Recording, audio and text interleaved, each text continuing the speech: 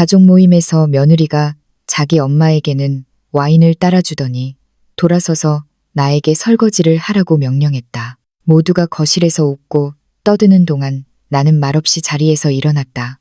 몇 분 후에야 그들은 내가 부엌에 없다는 것을 알아챘다. 처음 있는 일이었다. 그 침묵은 웃음소리보다 더 크게 울렸다. 그날 밤 나는 늘 그랬듯이 조용히 있어야 했다. 바보처럼 미소 지으며 고개를 끄덕이고 모두가 당연히 내가 되어야 한다고 생각하는 그림자처럼 말이다. 하지만 며느리의 입에서 그 몇 마디 말이 나오는 순간 내 마음속 무언가가 산산조각 났다. 어머니, 번거로우시겠지만 설거지 좀 해주실래요? 저랑 엄마는 얘기 중이라서요. 그녀는 소리 지르지 않았다. 그럴 필요도 없었다. 그녀의 목소리는 부드럽고 상냥했으며 마치 집안일을 돕는 사람에게 지시하는 듯 약간의 공손함마저 띠고 있었다. 나는 그저 그 자리에 앉아 있었다. 나는 김숙화, 올해 67세. 내 집 식탁에 앉아 있었다. 주위는 온통 웃음소리였지만 그 어떤 웃음도 내 것이 아니었다. 모두가 잔을 들고 축배를 들었지만 아무도 내 이름을 언급하지 않았다. 나는 아들 이준호가 최미연의 와인잔을 몇 번이고 채워주는 것을 보았다. 내 잔은 텅 비어 있었다. 와인이 크리스털 잔에 쏟아지는 소리는 귀에 거슬렸다. 한 방울 한 방울이 나를 비웃는 것 같았다. 미연의 웃음소리 하나하나가 보이지 않는 칼처럼 나를 찔렀다. 나는 아무 말 없이 자리에서 일어났다. 소스 접시들, 구겨진 냅킨, 그리고 다른 사람들이 즐기고 남긴 음식 찌꺼기를 치웠다. 접시를 들고 부엌으로 향하는데 손이 저절로 떨렸다. 손 안의 접시 하나하나가 너무 무겁게 느껴졌다. 그 무거운 느낌은 마치 지난 몇 년간 내가 겪었던 모든 모욕, 예의 바른 척 가면을 쓴 날카로운 비난들, 그리고 그 여자의 진심 없는 가식적인 미소가 모두 내 마음을 짓누르는 것 같았다. 수도꼭지를 틀자 물줄기가 더러운 그릇 위로 맹렬히 쏟아져 내렸다. 내 손과 앞치마, 그리고 이미 산산조각 난 내 자존심을 흠뻑 적셨다. 수돗물이 콸콸 흐르는 것을 보며 내 마음속에도 어떤 생각이 솟아오르기 시작했다. 그것은 맹세였다. 절대로 더 이상 참지 않겠다는 맹세. 하지만 내가 무엇을 할 계획인지 말하기 전에 내가 어떻게 이 지경까지 오게 되었는지 먼저 말해주겠다. 이 이야기는 이 저녁 식사에서 시작된 것이 아니기 때문이다. 이야기는 훨씬 오래전 내가 엄마의 사랑이 모든 것을 치유할 수 있다고 순진하게 믿었고 선한 마음은 좋은 보답을 받을 것이라고 믿었으며 아들을 위해 내 일생을 바치면 그의 존경을 얻을 수 있을 것이라고 믿었던 시절부터 시작되었다. 오, 세상에, 나는 정말이지 크게 착각했다. 내가 설거지를 하고 있는 이 집, 내가 직접 고른 대리석, 바닥이 깔린 이 집, 나 그리고 돌아가신 남편, 이성철 씨가 직접 페인트 칠한 벽이 있는 이 집, 우리 부부가 40년간 피땀 흘려번 돈으로 벽돌 한 장 한 장 쌓아 올린 이 집은 이미 내 것이라는 느낌이 들지 않았다. 3년 전 미연이 며느리로 들어온 이후로 모든 것이 변했다. 처음에는 그저 사소한 일들이었다. 예를 들어 내가 커피를 끓일 때 그녀의 경멸하는 눈빛, 내가 TV를 볼 때 그녀의 과장된 한숨 소리, 그리고 걱정으로 포장된 악랄한 말들. 어머니, 너무 무리하시는 거 아니세요? 연세도 있으신데 이렇게 바쁘게 움직이시면 몸에 안 좋으실 텐데요. 오, 이 말은 번역하자면 당신은 너무 거슬려라는 뜻이었다. 아이고, 어머니가 또 부엌을 난장판으로 만드셨네요. 괜찮아요. 제가 치울게요. 걱정하지 마세요. 번역하자면 그는 게으르다는 뜻이었다. 아이고, 숙화 어머니, 이 블라우스 정말 귀엽네요. 젊었을 때 사신 거예요? 번역하자면 당신은 늙고 시대에 뒤떨어졌다는 뜻이었다. 말 한마디 한마디가 독약 한 방울과 같았고 나는 바보처럼 그 모든 것을 고스란히 받아들이고 웃으며 고개를 끄덕이기까지 했다. 심지어 내 집 공간을 차지하고 있다는 사실에 미안함을 느끼기까지 했다. 그날 밤에 가족 모임이 달랐던 이유는 내가 오랫동안 인정하기를 거부했던 사실을 마침내 깨달았기 때문이었다. 미연에게 나는 시어머니가 아니었다. 나는 눈엣가시였고 그녀가 나를 흔적 없이 치워버릴 때까지 어쩔 수 없이 참아야 하는 낡은 가구에 불과했다. 분노를 억누르며 접시를 힘껏 닫고 있는데 식당에서 웃음소리가 들려왔다. 미연이 회사에서 있었던 일을 이야기하고 있었고 모두가 즐겁게 웃고 있었다. 준호가 가장 크게 웃었다. 내 아들, 나의 유일한 아들. 내가 품에 안고 키웠고 열이 날 때 밤새도록 간호했으며 성철 씨가 돌아가신 후 홀로 키워낸 남자. 그의 눈에는 이미 내가 없었다. 미연의 수법은 너무나 교묘했다. 천천히, 계산적으로. 말 한마디, 행동 하나하나에 독을 심어 마침내 나는 내 인생에서 유령이 되어버렸다. 하지만 그날 밤 거품 가득한 물에 손을 담그고 눈물이 쏟아져 나오지 않도록 억지로 참으면서 나는 결심했다. 나는 소리 지르지 않을 것이다. 나는 울면서 간청하지 않을 것이다. 나는 한 줌의 가련한 존경을 구걸하지 않을 것이다. 나는 지켜볼 것이다. 나는 들을 것이다. 나는 모든 세부사항, 모든 모욕, 모든 거짓말을 기억할 것이다. 때가 무르익으면 나는 행동할 것이다. 왜냐하면 두 손으로 한 가정을 지탱할 수 있는 여자는 그 가정을 스스로 지켜낼 수도 있기 때문이다. 나는 나를 쓰레기처럼 취급하는 사람들의 설거지를 하는 것도 지쳤다. 행주로 손을 닦고 깊이 숨을 들이신 다음 평온하고 심지어 약간 평화로운 미소를 띠고 식당으로 돌아갔다. 커피 더 드실 분 계세요? 내가 나지막이 물었다. 미연은 고개조차 돌리지 않았다. 됐어요, 어머니. 피곤하시면 먼저 쉬세요. 나는 고개를 끄덕이고 내 방으로 돌아갔다. 하지만 쉬러 간 것이 아니었다. 계획을 세우러 간 것이었다. 이 전쟁은 소리 질러서 이길 수 있는 것이 아니었다. 때로는 침묵이 가장 강력한 무기였다. 여기까지 읽었다면, 이 이야기가 당신의 마음을 아프게 했다면 이 채널을 구독해달라. 왜냐하면 다음에 일어날 일들은 때로는 용서만으로는 부족하다는 것을, 때로는 정의가 스스로의 깨끗하지만 확고한 손으로 되찾아야 한다는 것을 당신에게 깨닫게 해줄 것이기 때문이다. 그날 밤 나는 잠들지 못했다. 침대 옆에 앉아 방 벽을 바라보았다. 마치 수십 년 동안 자세히 본 적 없는 것처럼. 그 벽은 내가 직접 연한 파란색으로 칠한 것이었다. 성철 씨가 그 색이 나의 고요하지만 깊은 모습을 떠올리게 한다고 말했기 때문이다. 성철 씨, 이럴 때 정말 그가 보고 싶다. 그였다면 절대로 다른 사람들이 나를 이렇게 대하도록 내버려 두지 않았을 것이다. 그의 낮은 목소리와 호탕한 웃음은 눈빛 한 번으로 누구든 침묵하게 만들었을 텐데. 하지만 성철 씨는 이미 7년 전 땅에 묻혔다. 나는 이 싸움을 스스로 싸워야 했다. 아니, 싸우는 방법을 다시 배워야 했다. 천천히 일어섰다. 무릎에서 뚝 소리가 나는 것을 느꼈다. 67년의 몸은 평생의 고단함이 쌓여 정말 무거웠다. 침대 협탁 서랍을 열어 녹슨 철 상자를 꺼냈다. 그 안에는 오래된 사진들, 누렇게 바랜 영수증들, 그리고 수년 동안 들춰보지 않았던 서류들이 들어있었다. 내가 꺼낸 첫 번째 사진은 나를 매우 아프게 했다. 성철 씨와 내가 젊었을 때 황량한 땅 앞에서 서 있는 모습이었다.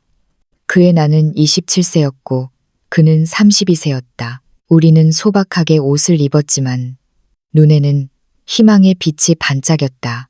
내 손에는 구겨진 종이 한 장이 들려 있었는데 우리가 이 땅을 막 샀을 때의 토지 등기 서류였다. 그 땅은 우리의 전부였다. 우리가 아끼고 아껴 모은 돈으로 산 것이었다. 계약하던 날을 아직도 기억한다. 성철 씨는 그때 제철소에서 일했는데 매일 12시간씩 교대 근무를 하며 죽도록 힘들었고 손에는 온통 굳은 살이 박여 있었다. 나는 집에서 의류 부업을 했다. 주문만 들어오면 다 받았다. 성인용 드레스든 학생 교복이든 옷수선이든 가리지 않았다. 때로는 바느질하다 손가락에서 피가 나기도 했지만 우리는 개의치 않았다. 우리에게는 꿈이 있었다. 바로 우리만의 집을 짓는 것이었다. 우리는 정말 벽돌 한 장 한 장을 직접 쌓아 올렸다.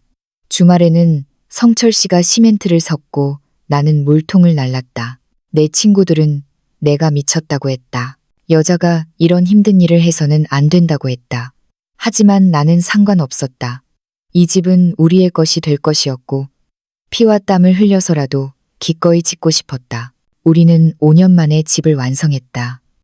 5년 동안 매일 동트기 전에 일어나 놀러갈 기회를 희생하고 밖에서 외식하지 않고 마치 마지막 돈인 것처럼 모든 돈을 아꼈다. 마침내 거실에 마지막 바닥재를 깔았을 때 성철 씨는 나를 어린아이처럼 안고 빙빙 돌았다. 우리가 해냈어, 숙화. 이 집은 우리 거야. 누구의 것도 아니야. 그랬었다. 나중에는 변했지만 사진을 다시 상자에 넣고 다른 종이를 꺼냈다. 집의 등기부 등본이었다. 하지만 그 위에는 더 이상 내 이름도 성철 씨의 이름도 없었다. 그 위에 적힌 이름은 이준호, 내 아들의 이름이었다. 목구멍이 너무 세게 조여와서 숨이 막히지 않으려면 깊이 숨을 쉬어야 했다. 그것은 내가 스스로 내린 결정이었다. 7년 전 성철 씨가 급성 심근경색으로 돌아가신 후 나는 이 집과 얼마 안 되는 연금으로 혼자 살고 있었다. 그때 준호는 이미 첫 번째 아내 김아영과 결혼한 상태였다. 아영은 좋은 여자였고 나에게도 매우 효도했다. 그들에게는 이수아라는 딸이 있었는데 그때 겨우 10살이었다. 어느 날 준호가 걱정스러운 얼굴로 나를 찾아왔다. 엄마, 계속 생각해봤는데 혹시라도 엄마에게 무슨 일이라도 생기면 이 집 상속 절차가 복잡할 것 같아요. 법률 절차도 복잡하고 상속세 문제도 있고요. 저랑 아영이는 엄마가 지금 제 명의로 집을 이전해 주시는 게 어떨까 싶어요. 그렇게 하면 엄마가 돌아가신 후에 수아랑 저희가 힘든 절차를 거치지 않아도 되고요. 물론 엄마는 여기서 평생 사실 수 있어요. 그건 절대로 문제 없고요. 하지만 법적으로 이렇게 하는 게 더 안전할 것 같아요. 그는 너무나 그럴듯하게, 너무나 논리적으로 말했다. 나는 단 1초도 의심하지 않았다. 서류에 서명할 때 자세히 보지도 않았다. 결국 그는 내 아들, 내 핏줄인데 어떻게 잘못될 수 있겠는가. 나는 정말 너무 순진했다. 2년 후 아영이 교통사고로 세상을 떠났다. 그것은 우리 모두에게, 특히 엄마를 12살에 잃은 수아에게 엄청난 충격이었다. 준호는 심한 우울증에 빠졌다. 나는 잠시 그들과 함께 살면서 손녀를 돌보고 밥을 해주고 집이 너무 텅 비어 보이지 않도록 도왔다. 그리고 미연이 나타났다. 그들은 직장에서 만났다.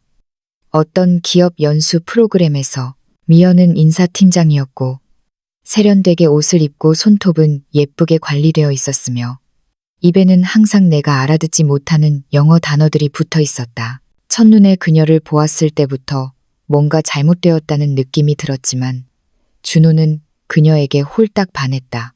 2년간의 상실의 고통을 겪은 후 그는 마침내 다시 웃었다. 나는 그가 행복하기를 바랐다. 미연이 그 빈자리를 채워줄 수 있다고 믿고 싶었다. 그 빈자리가 결국 나를 삼켜버릴 줄은 몰랐다. 그들은 만난 지 1년 만에 결혼했다. 결혼식은 소박했고 심지어 약간 은밀하기까지 했다.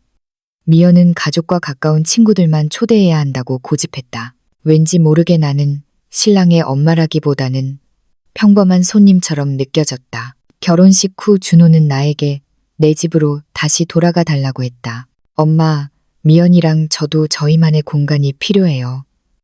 수아도 많이 컸으니 그렇게 많은 돌봄이 필요하지 않고요. 엄마는 엄마 집이 있잖아요. 거기서 편안하게 지내실 수 있을 거예요. 내 집, 이제 등기부 등본에 그의 이름이 적혀 있는 그 집, 나는 다시 돌아왔다. 그 이후로 모든 것이 변했다. 미연은 나를 자주 찾아오기 시작했다. 명목상으로는 걱정하는 척했지만 항상 그 도자기 같은 가식적인 미소를 띠고 있었고 입으로는 선의로 포장된 비아냥거리는 말들을 쏟아냈다. 숙화 어머니, 이 집 혼자 사시기엔 너무 크지 않아요? 무섭지 않으세요? 어머니, 제가 보기에 지붕이 새는 것 같아요. 수리하는데 돈 많이 들겠죠? 준호 씨가 그러는데 어머니 연금이 좀 부족하시다고 하던데요. 혹시 도움이 필요하면 저희에게 말해주세요. 방문할 때마다 치밀한 시찰이었고 모든 비평은 내 마음에 불안의 씨앗을 심었다. 그리고 나는 바보처럼 그녀의 말을 믿기 시작했다. 나는 정말 집이 너무 크다고 느끼기 시작했고 내가 짐이 된다고 느꼈으며 혼자서는 이 집을 유지할 수 없다고 느꼈다. 그날 밤 싱크대 앞에서 설거지를 하며 그들이 축배를 드는 소리를 들을 때까지 나는 진실을 깨닫지 못했다. 미연은 나를 걱정하는 것이 아니었다. 그녀는 계산하고 저울질하며 나와 성철 씨가 손수 일군 모든 것을 빼앗을 적절한 시기를 기다리고 있었다.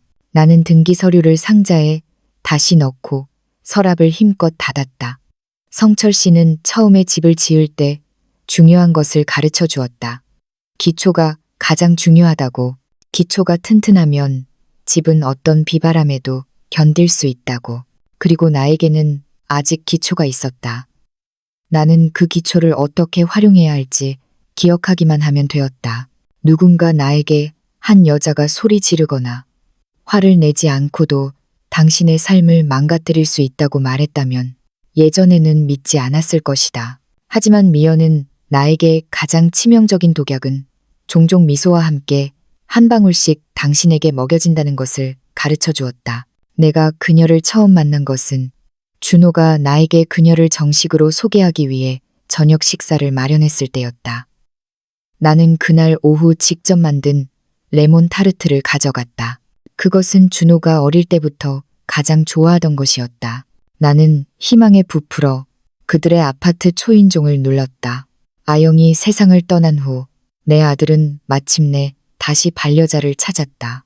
나는 이 관계가 잘 되기를 바랐다. 나는 그녀에게 기회를 주고 싶었다. 미연이 문을 열었다. 그녀는 베이지색 캐시미어 스웨터에 완벽하게 재단된 정장 바지를 입고 있었고 은은하지만 한눈에도 비싸 보이는 목걸이를 하고 있었다. 그녀의 검은 머리카락은 완벽하게 어깨에 드리워져 있었고 머리카락 한 올 한 올이 단정하게 정돈되어 있었다.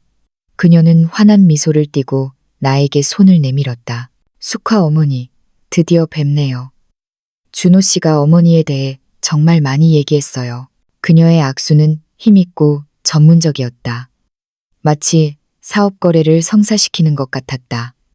아파트에 들어서자마자 내가 처음 주목한 것은 변화였다.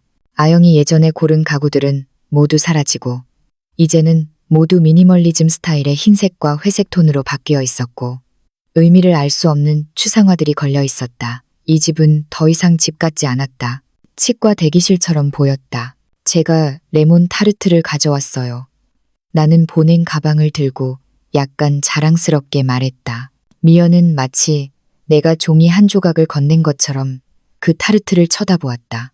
아이고, 정말 세심하시네요. 하지만 숙화 어머니, 준호 씨랑 저는 식단 관리를 하고 있어요. 정제 설탕은 먹지 않거든요. 이해해 주시리라 믿어요. 그래도 감사해요. 그녀는 내 손에서 레몬 타르트를 받아 부엌 조리대 위에 놓았다. 이미 차려진 식탁과는 멀리 떨어진 곳에 식탁 위에는 퀴노아 연어 샐러드가 있었고 내가 아는 음식은 하나도 없었다. 준호가 방에서 나왔고 수아가 그 뒤를 따랐다. 내 손녀는 그때 겨우 14살이었는데 달려와 나를 꼭 안았다. 할머니, 보고 싶었어요. 나도 그를 안았다. 그의 여린 몸이 미미하게 떨리는 것을 느꼈다. 그의 눈빛은 뭔가 잘못되었다고 말해주고 있었지만 내가 묻기도 전에 미연이 우리를 방해했다. 수아, 얘야, 손 씻으렴. 저녁 식사 준비됐어. 그것은 제안이 아니라 명령이었다.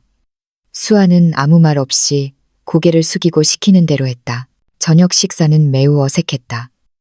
미연은 오케스트라 지휘자처럼 대화를 통제했다. 그녀는 자신의 일, 자신의 성과에 대해 이야기했고 어떻게 회사에 새로운 시스템을 도입하여 수천만 원을 절약했는지 말했다.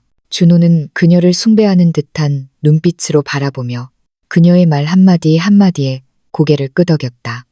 마치 성스러운 계시를 듣는 것처럼 나는 대화에 끼어들려고 했다. 준호야, 건설회사 일은 잘 되고 있니? 내 아들이 대답하기도 전에 미연이 먼저 끼어들었다. 준호 씨는 부서 이동을 고려 중이에요. 제가 그에게 그의 경력으로 더 나은 자리를 노려야 한다고 말했죠. 그렇죠. 자기, 준호가 고개를 끄덕였다. 미연 씨 말이 맞아요. 같은 직위에서 너무 오래 머물러서 너무 안주했어요. 안주. 마치 안정이 나쁜 일인 것처럼 말이다. 그가 그 회사에 20년 동안 있었던 것이 아무 의미 없게 느껴졌다. 수아는 조용히 밥을 먹으며 접시 안에 퀴노아를 이리저리 뒤적였다. 수아, 우리 손녀는 맛이 없니? 내가 부드럽게 물었다. 내가 입을 열자마자 미연이 또다시 선수쳤다. 수아는 건강한 식단을 배우는 중이에요. 처음엔 익숙하지 않겠지만 다 그를 위한 거예요. 사춘기 아이들은 조심하지 않으면 쉽게 살이 찔 수 있거든요. 나는 손녀를 바라보았다. 그는 털끝만큼의 군살도 없었다. 그는 말랐고 심지어 허약해 보였다. 하지만 나는 아무 말도 하지 않았다. 저녁 식사 분위기를 망치고 싶지 않았다. 그것이 내가 저지른 첫 번째 실수였다. 침묵을 지키는 것. 이어지는 몇 달은 느리지만 지속적인 변화의 과정이었다. 미연은 나에게 자주 전화하기 시작했다. 항상 좋은 핑계를 대면서 마침 어머니 근처를 지나가다가 과일을 좀 샀는데 들러도 될까요? 처음에는 그녀가 나를 이해하려고 노력하는 것에 기뻤다. 하지만 모든 방문은 사실 시찰이었다. 그녀는 들어와 매 같은 눈으로 모든 것을 훑어보았다. 냉장고를 확인하고 무엇이 있는지 보았고 찬장을 열어 정리해준다고 말했다. 창문을 확인하며 날씨가 나빠질 것 같다고 했다. 어느 날 그녀는 자기 엄마 고은숙 씨를 데리고 왔다. 나와 비슷한 나이였지만 눈에 띄게 성형수술을 많이 한 여자였다. 짙은 화장에 보석을 주렁주렁 달고 있었고 행동 하나하나에서 오만함이 묻어났다. 숙화 어머니, 미연이가 어머니에 대해 정말 많이 얘기했어요. 이 집 정말 좋네요. 그녀는 좋다고 말했다. 아름답다는 것이 아니라 마치 벼룩시장에서 낡은 꽃병을 칭찬하듯이 좋다고 말했다. 그들 둘은 여기저기 둘러보았다. 나는 부엌에서 커피를 끓이고 있었다. 나는 그들이 거실에서 속삭이는 소리를 들었다. 생각보다 크네. 내 말이 맞지. 방 3개에 거실 2개. 게다가 위치도 정말 좋잖아. 그들은 마치 부동산 매물을 논하는 것처럼 내 집에 대해 이야기했다.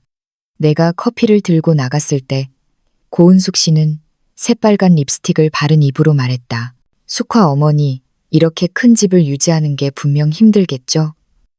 우리 나이에는 체력이 정말 예전 같지 않아요. 우리 나이.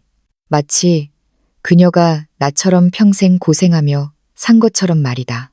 그녀는 미용실에서 손톱이나 다듬으며 지낸 주제에 아직은 괜찮아요. 나는 단호하게 대답했다. 미연은 엄마와 눈빛을 교환했다. 그 눈빛은 두고 바라고 말하는 듯 했다. 그 미세한 모욕들은 일상이 되었다. 내가 준호의 집에 갈 때마다 미연은 항상 나를 이방인처럼 느끼게 하는 방법을 찾았다. 어머니, 그거 만지지 마세요. 그거 수입품이에요. 아이고, 숙화 어머니, 그 비누는 민감한 손을 위한 거예요. 그냥 손님방 비누 쓰세요. 서재에는 들어가지 마세요.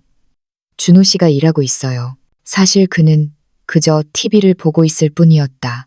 하지만 그곳은 그의 사적인 공간이었다. 그가 열이 날 때 내가 돌봤던 이 집에서, 한때는 내 집이었던 이 집에서, 그가 월세를 내는 이 아파트에서, 그의 월급이 안정적인 이유는 그가 내 집에 사는 동안 내가 한 푼도 월세를 받지 않았기 때문이었다. 하지만 최악은 이런 말들이 아니라 준호가 변하는 것을 보는 것이었다. 내 아들은 예전에는 이틀에 한 번씩 전화해서 안부를 물었다. 이제는 몇 주가 지나서야 내 메시지에 답장했다. 그가 답장할 때는 말투가 차갑고 짧았다. 엄마, 바빠요.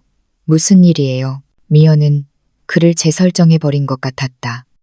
마치 그의 뇌 속으로 들어가 우리의 20년간의 기억, 포옹, 희생을 지워버린 것처럼 어느 날 오후 나는 용기를 내어 그를 찾아갔다. 불청객처럼 그의 집에 갔다.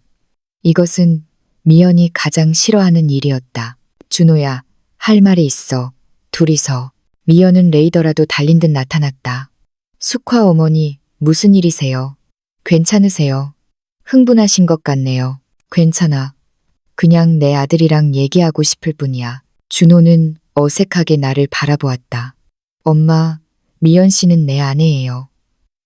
엄마가 나한테 하는 말은 그 사람한테도 할 수 있어요. 그 말 한마디가 내가 그를 잃었다는 것을 증명했다. 나는 침을 삼켰다. 내가 너희 삶의 일부가 아닌 것 같아. 정적이 흘렀다. 준호는 시선을 피했다. 미연은 그의 어깨에 손을 얹었다. 마치 소유권을 주장하는 것처럼. 숙화 어머니, 아무도 그렇게 말한 적 없어요. 그냥 준호 씨랑 제가 저희만의 가정을 꾸리고 있는 중이에요.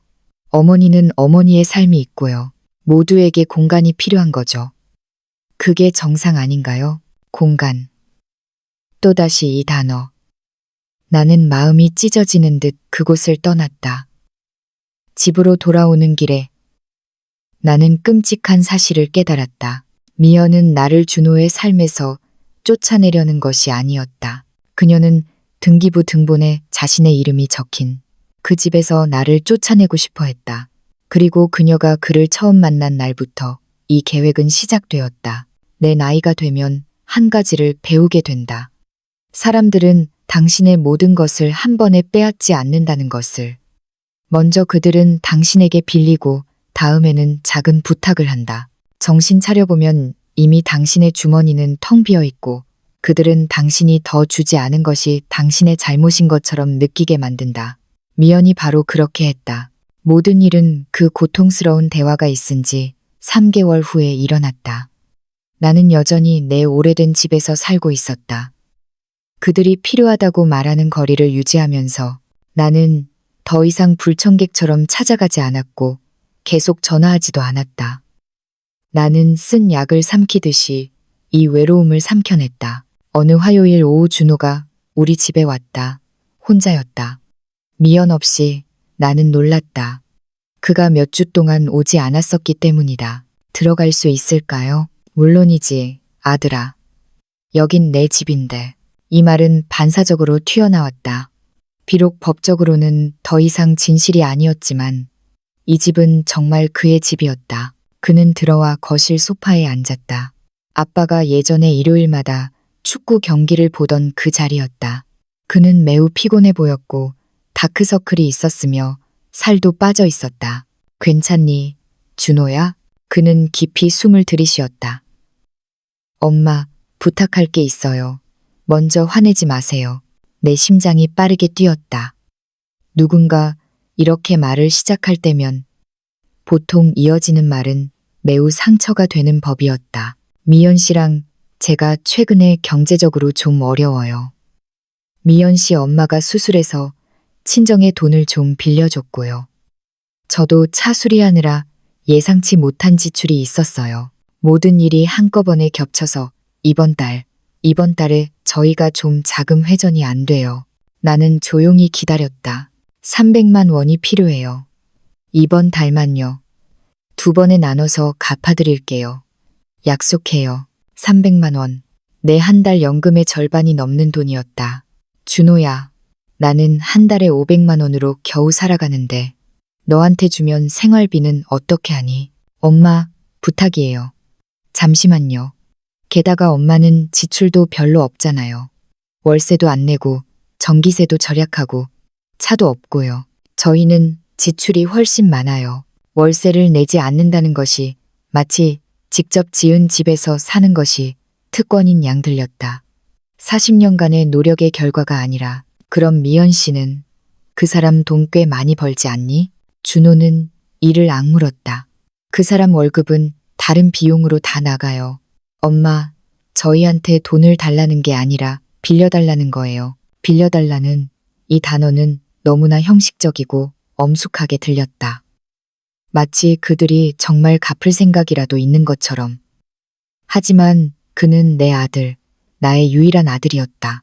성철 씨가 죽은 후 내가 의지하며 살았던 아이. 어떻게 감히 거절할 수 있겠는가. 좋아. 내일 가서 찾아올게. 준호는 일어나 서둘러 나를 한 번 안았다. 마치 바쁜 것처럼. 고마워요, 엄마. 역시 엄마가 최고예요. 내가 끓인 커피는 한 모금도 마시지 않고 그는 떠났다. 다음 날 나는 은행에 가서 300만 원을 인출했다. 창구 직원이 내 통장이 거의 바닥난 것을 보고 동정하는 눈빛을 보내는 것을 보았다. 나는 은행 앱으로 준호에게 돈을 송금했다. 그의 답장은 간단한 한마디뿐이었다. 받았어요. 사랑해요도 없었고 저에게 정말 큰 의미예요라는 말도 없었다. 그저 받았어요. 마치 수도세나 전기세를 내는 것처럼. 2번의 급여일이 지났고 한 달이 지났고 2달이 지났다. 돈은 결코 돌아오지 않았다. 하지만 요구는 끊이지 않고 이어졌다. 한 달 후 미연이 직접 나에게 전화했다. 오랫동안 그녀가 먼저 전화한 것은 처음이었다. 숙화 어머니, 안녕하세요. 요즘 어떻게 지내세요? 잘 지내, 미연아. 너희는? 그래서 전화드렸죠. 사실 걱정하실까 봐 말씀드리고 싶지 않았는데 준호 씨가 회사에서 좀 문제가 생겨서 월급이 20% 삭감됐어요. 저희가 정말 빠듯해요. 정말 빠듯해요. 나는 그녀가 입을 열기를 기다렸다. 이번 달에 200만 원 도움이 필요해요. 지난번에 부탁드렸던 건 알지만 정말 급한 일이 아니면 저희도 이렇게 안 할 거예요. 수아학비 때문에 그래요. 안 내면 퇴학당할 거예요. 그녀는 내 손녀를 방패로 삼았다. 미연아, 나도 생활비가 있어. 내 연금으로는 턱없이 부족해. 숙화 어머니, 부탁이에요. 그 애는 어머니 손녀잖아요. 정말 그 애가 학교 못 가는 걸 보고 싶으세요? 죄책감이 얼음물 한 통처럼 내 머리 위로 쏟아져 나를 얼어붙게 했다. 어떻게 할 수 있는지 알아볼게. 전화를 끊고 나는 휴대폰을 응시했다. 나는 이것이 잘못되었다는 것을 알았다. 나는 이용당하고 있다는 것을 알았다. 하지만 엄마를 잃은 아이, 수아를 생각하니 마음이 칼로 베이는 듯 아팠다. 나는 200만 원을 송금했다. 이번에는 미연이 고맙다는 말도 하지 않았다. 그저 음성 메시지를 보냈다. 받았어요. 숙화 어머니, 한숨 돌렸네요. 그렇게 6개월이 지났다. 매달 새로운 긴급 상황, 매달 새로운 요청이 있었다. 난방이 고장났고, 자동차 보험이 만료되었고, 수아가 새 책을 사야 했고, 누수를 고쳐야 했다. 나는 내가 줄 수 있는 모든 것을 주었다. 때로는 이웃에게 빌리고, 때로는 비상금을 사용했다. 그들을 돕기 위해 나는 매일 장아찌와 죽을 먹었다. 나는 더 이상 고혈압 약을 사지 않았고 병원에 가지도 않았다. 그리고 그들은 결코 단 한 푼도 갚지 않았다. 어느 날 내가 SNS를 둘러보다가 내 피를 얼어붙게 하는 것을 보았다. 미연의 휴가 사진이었다. 하얀 모래사장, 형형색색의 칵테일. 그녀와 준호는 비싼 선글라스를 쓰고 환하게 웃고 있었다. 사진 캡션에는 오키나와 여행. 드디어 이 휴식을 즐길 수 있어. 아름다운 인생이라고 적혀 있었다. 내 손이 떨렸다. 피가 머리로 솟구치는 느낌에 현기증이 났다. 오키나와. 내가 5천 원을 아끼려고 남은 반찬을 먹을 때 그들은 해변에 누워 내 돈으로 칵테일을 마시고 있었다. 나는 준호에게 전화했다. 5번 울린 후에야 그가 받았다. 엄마, 준호야, 내가 사진을 봤어. 돈이 없다고. 수아가 학교를 못 가게 될 거라고 말했는데 너희는 오키나와에 있었잖아. 정적이 흘렀다. 엄마, 그거 신용카드 포인트로 바꾼 거예요. 포인트, 내가 바보인 줄 아니. 엄마, 그만해요. 저희 몇 년 동안 해외여행도 못 갔어요. 좀 쉬어야 했어요. 나는 밥을 먹어야 해, 준호야. 나는 약도 먹어야 해. 하지만 너희에게 돈을 주려고 약도 안 샀어. 아무도 엄마한테 그렇게 하라고 강요한 적 없어요. 이 말은 칼날보다 더 아팠다. 아무도 강요한 적 없다고? 정말 그런 말을 나에게 할 생각이니? 엄마가 스스로 희생하기로 결정한 거라면 그건 엄마 문제예요. 저희는 한 번도 엄마를 강요한 적 없어요. 나는 전화를 끊었다. 아니, 내 손가락에 더 이상 휴대폰을 펜 힘이 없었다는 것이 맞을 것이다. 나는 부엌 바닥에 주저앉았다. 몇 년 만에 처음으로 울었다. 분노에 가득 찬 울음이었다. 숨이 막힐 것 같은 깊은 슬픔을 억누르며. 하지만 흐느낌 속 어느 순간 내 마음속 무언가가 변했다. 더 이상 슬픔만이 아니었다. 분노였다. 차갑고 계산적인 분노가 나를 완전히 깨어나게 했다. 미연은 나를 이용했고 준호는 나를 배신했으며 나는 스스로 모욕당하는 것을 허용한 공범이었다. 하지만 이 모든 것은 끝날 것이다. 나는 바닥에서 일어나 눈물을 닦고 결심했다. 나는 가계부를 쓰기 시작할 것이다. 나에게 빌려간 돈 한 푼 한 푼, 어겨진 약속 하나하나, 모든 거짓말을 전부 기록할 것이다. 왜냐하면 빚을 갚을 때가 올 것이고 그 순간은 반드시 올 것이며 나는 그들의 진정한 얼굴을 폭로할 증거를 쥐고 있을 것이기 때문이다. 나는 낡은 수첩을 열어 첫 페이지에 그들이 나에게 빚진 돈은 570만 원이라고 썼다. 그리고 그 아래에 힘껏 썼다. 내가 돌려받을 것은 그들의 수치심이다. 사람들은 중요한 날들은 결코 잊지 않는다고 말한다. 생일, 기념일, 결혼식 날, 아이가 태어난 날. 그 날들은 흉터처럼 마음에 새겨진다.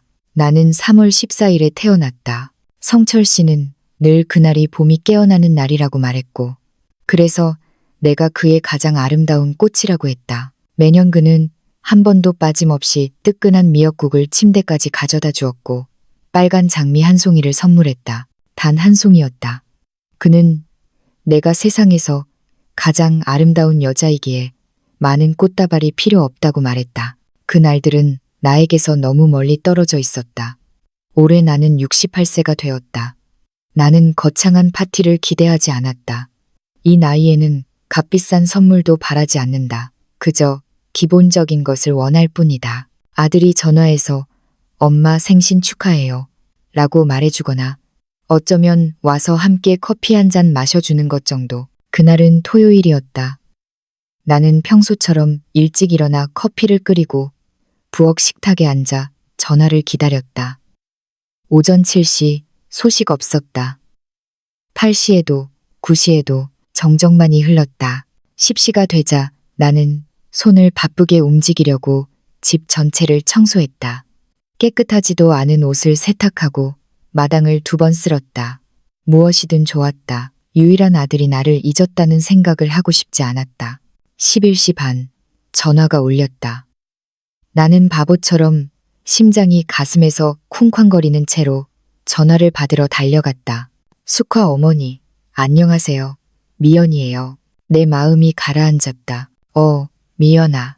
전화드린 건 오늘 저녁에 저희 집에 와서 저녁 식사하시라고 초대하려고요. 준호 씨가 회사에서 보너스를 받았거든요. 거창한 건 아니고요. 그냥 가족끼리요. 7시에 오실 수 있으세요? 보너스라니. 그들은 보너스를 축하할 돈은 있으면서 내 빚을 갚을 돈은 없었다. 좋아. 갈게. 잘 됐네요. 아, 맞다. 혹시 디저트 좀 가져와 주시면 더 완벽할 것 같아요.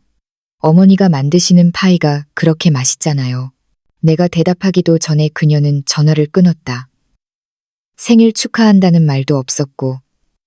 아, 맞다. 오늘 어머니 생신이시죠? 라는 말도 없었다. 아무것도 없었다. 나는 전화기를 들고 마음속 어떤 부분이 천천히 꺼지는 것을 느꼈다. 촛불이 심지 끝까지 타서 더 이상 태울 왁스가 없는 것처럼. 하지만 나는 이 고통을 삼켜냈다. 나는 앞치마를 두르고 블루베리 치즈 타르트를 만들었다. 그것은 준호가 어렸을 때 가장 좋아하던 것이었다. 재료를 섞는 동안 나는 성철 씨가 예전에 나에게 불러주던 노래를 나지막이 흥얼거리는 나 자신을 발견했다. 생일 축하 노래. 나는 텅 빈 부엌을 향해 혼자 노래를 불렀고 눈물이 뺨을 타고 흘러내려 섞고 있던 크림치즈 속으로 떨어졌다. 칠시정각. 나는 파이를 들고 그들의 집에 도착하여 초인종을 눌렀다. 미연이 문을 열었다. 그녀는 우아한 검은색 원피스를 입고 완벽한 화장을 했으며 하이힐을 신고 있었다. 마치 만찬에 참석하는 것처럼 숙화, 어머니, 정말 정확하시네요. 들어오세요, 들어오세요. 나는 안으로 들어갔다. 거실은 사람들로 가득 차 있었다. 나는 미연의 엄마 고은숙 씨와 그녀의 남동생 최건우, 그리고 건우의 아내 박하윤, 그리고 준호의 직장 동료 몇 명을 알아보았다. 식탁에는 은색 풍선, 향초, 그리고 비싼 꽃 한 다발이 장식되어 있었다. 준호는 한가운데 서서 와인잔을 들고 환하게 웃고 있었다. 엄마, 오셨어요? 파이 주세요. 그는 내 손에서 파이를 받아 부엌으로 바로 가져갔다. 열어보지도 않고 쳐다보지도 않고 나는 거실 구석의 팔걸이 의자에 앉았다. 내 몸의 절반은 화분에 가려져 있었다. 아무도 나에게 안부를 묻지 않았고 아무도 나에게 와인 한 잔을 따라주지 않았다. 나는 그저 장식품 같았다. 미연이 연설을 시작했다. 오늘 밤 준호 씨의 성과를 축하하기 위해 와주신 모든 분들께 감사드립니다. 그가 이렇게 열심히 노력하고 많은 것을 희생했으니 회사도 마침내 그의 가치를 알아본 거죠. 제 남편을 위해, 그의 성공을 위해, 그리고 미래를 위해 모두가 잔을 들고 건배했다. 내 손에는 잔이 없었다. 나는 어색하게 손을 들어 잔을 든 척했다. 바보 같았다. 저녁 식사는 고급스러웠다. 미연은 트러플 매시드 포테이토를 곁들인 안심 스테이크, 고급 샐러드, 그리고 수제빵을 준비했다. 이 저녁 식사에 사용된 접시들은 분명 내 한 달 식비보다 비쌀 것이다. 식사 중 대화는 준호와 미연을 중심으로 이루어졌다. 그들은 부엌을 리모델링할 계획이었고 새 차를 사고 싶어 했으며 내년에는 유럽 여행을 갈 수도 있다고 했다. 유럽, 아직 내 돈을 갚지도 않은 채 수아는 내 맞은편에 앉아 있었다. 나의 17살 손녀는 이제 더 마르고 더 조용해졌다. 잠시 우리 눈이 마주쳤다. 그는 슬픈 미소를 지었고 그리고 휴대폰으로 무언가를 입력했다. 몇 초 후 나는 메시지를 받았다. 할머니 생신 축하해요. 저 기억했어요. 사랑해요. 나는 울음을 터뜨리지 않기 위해 아랫입술을 깨물어야 했다. 나는 떨리는 손가락으로 답장했다. 고마워, 착한 손녀. 너는 할머니의 빛이야. 휴대폰을 치우고 주위를 둘러보았다. 아무도 몰랐다. 아무도 오늘이 내 생일이라는 것을 기억하지 못했다. 준호, 미연, 그리고 웃으며 건배하는 그 손님들, 아무도 기억하지 못했다. 저녁 식사가 끝난 후 미연이 케이크를 가져왔다. 전문적으로 장식된 티라미수 케이크였다. 서프라이즈. 그녀가 소리쳤다. 준호는 놀란 듯 일어섰다. 마치 그가 몰랐던 것처럼 연기했다. 모두가 생일 축하 노래를 부르기 시작했다. 생일 축하합니다. 생일 축하합니다. 사랑하는 준호 씨 생일 축하합니다. 내 아들은 8월생이었다. 그의 생일까지는 아직 5개월이나 남아 있었다. 이것은 그를 위한 것이 아니었다. 이것은 그저 핑계였다. 미연이 사람들 앞에서 체면을 세우기 위해 또 다른 거짓말을 한 것이었다. 준호가 촛불을 불었고 모두가 박수를 쳤다. 미연은 드라마틱하게 그의 입술에 키스했다. 마치 소유권을 주장하는 것처럼 나는 여전히 구석에 앉아 있었다. 투명인간처럼 마음은 산산조각 나 있었다. 아무도 나에게 케이크를 먹을 거냐고 묻지 않았다. 밤 10시 나는 자리에서 일어났다. 수아가 문까지 나를 배웅했다. 할머니, 잠시만요. 그는 가방에서 선물 포장된 작은 상자를 꺼내 눈물을 글썽이며 나에게 건넸다. 비싼 건 못 샀지만 할머니가 받아주셨으면 좋겠어요. 나는 상자를 열었다. 그 안에는 손으로 엮은 팔찌가 들어 있었다. 알록달록한 구슬들이 할머니 사랑해요라는 글자를 이루고 있었다. 내 마음이 완전히 무너져 내렸다. 나는 수아를 안았다. 누가 보든 말든 상관없이 그의 어깨에 기대어 울었다. 고마워, 착한 아이. 너는 할머니에게 남은 유일한 아름다움이야. 그렇게 말하지 마세요, 할머니. 할머니는 강해요. 그들 모두보다 더 강해요.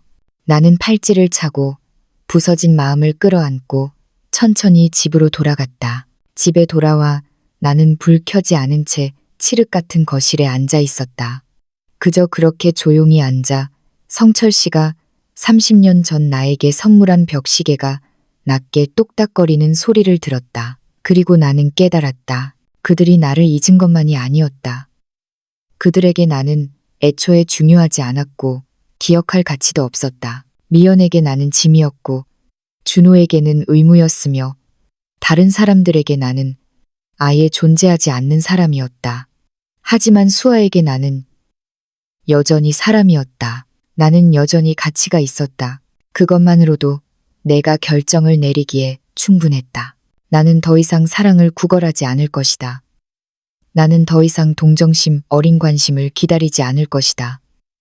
나는 더 이상 내 인생 구석의 그림자로 살지 않을 것이다. 나는 내 존엄성을 되찾을 것이다. 만약 그것이 그들이 알지 못하는 사람이 되는 것을 의미한다면 그렇게 될 것이다. 나는 조심스럽게 팔찌를 벗어 침대 협탁 서랍에 성철 씨의 사진 옆에 넣어두었다.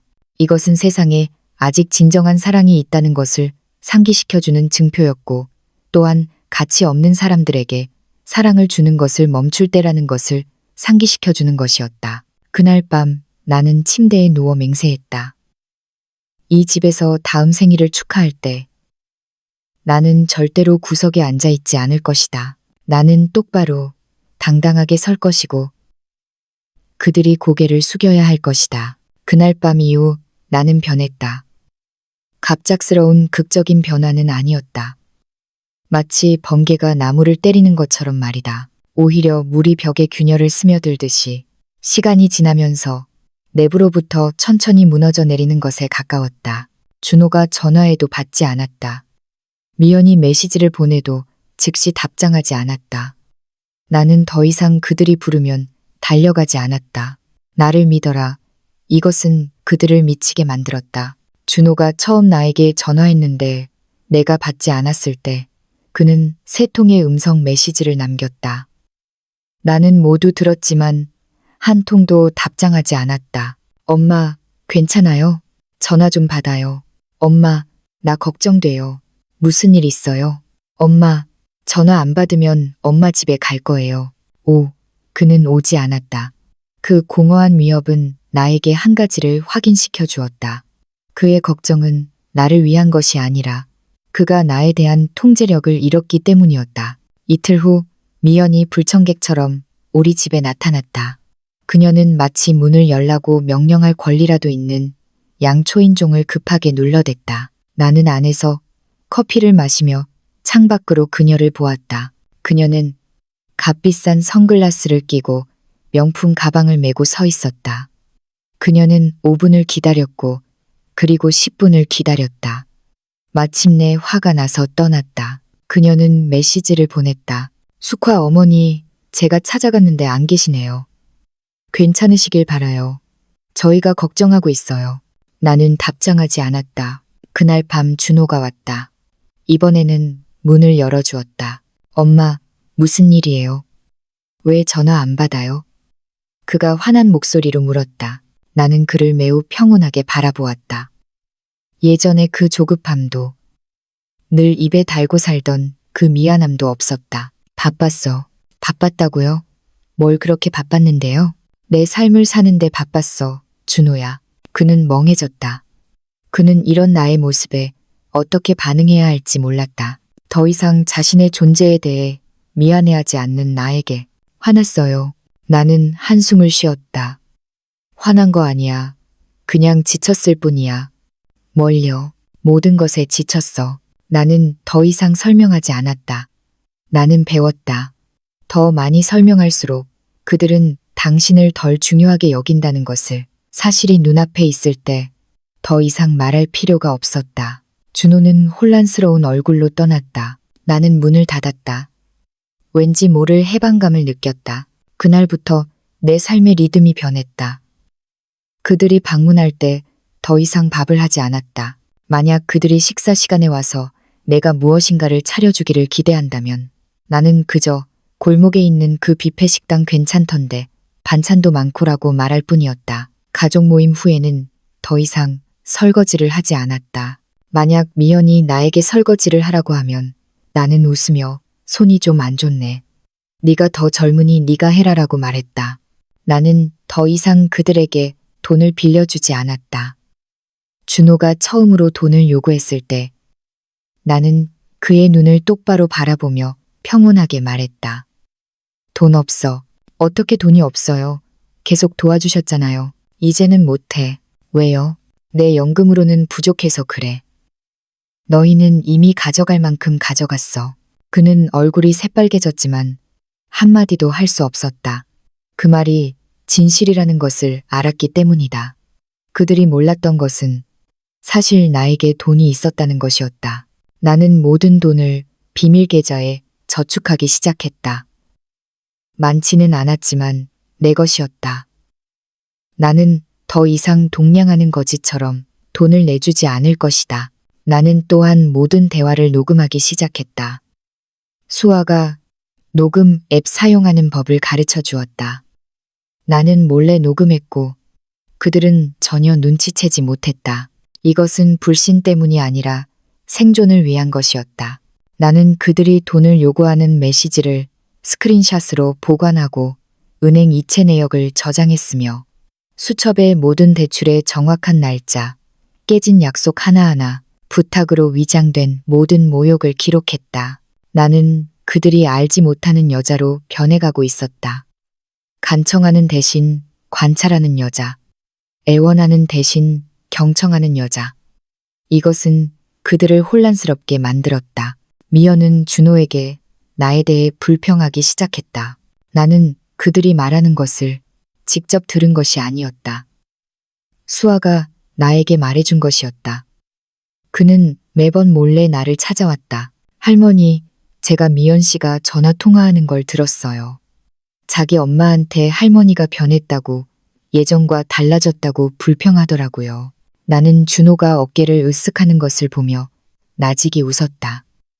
그게 그렇게 나쁜가? 그 사람한테는 나쁘죠. 준호가 머리를 극적였다. 엄마가 이제 다루기 힘들다고 하던데요. 다루기 힘들다는 이 단어는 정말 흥미로운 표현이었다. 여자가 더 이상 순종적이지 않으면 사람들은 그를 다루기 힘들다고 말한다.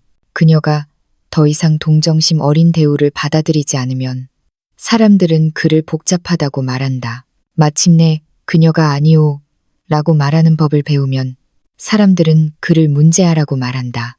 수아야, 때로는 여자는 좀 다루기 힘들어야 다른 사람들이 너를 존중해준단다.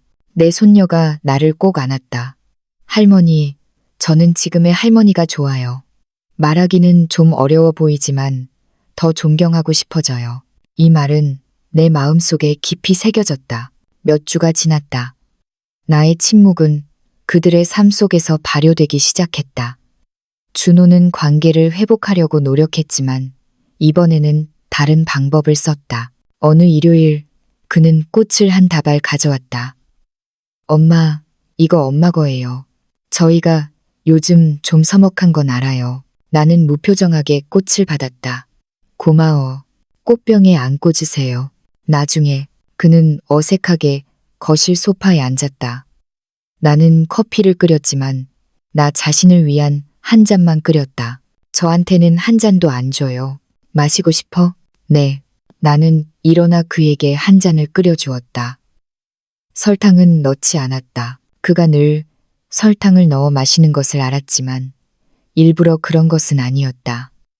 그저 더 이상 그의 취향을 기억하지 못했을 뿐이었다. 아니, 그를 기쁘게 할 수 있는지 없는지에 더 이상 신경 쓰지 않게 되었다고 말해야 할 것이다. 엄마, 미연 씨가 엄마가 요즘 이상하다고 말했어요. 어디가 이상한데?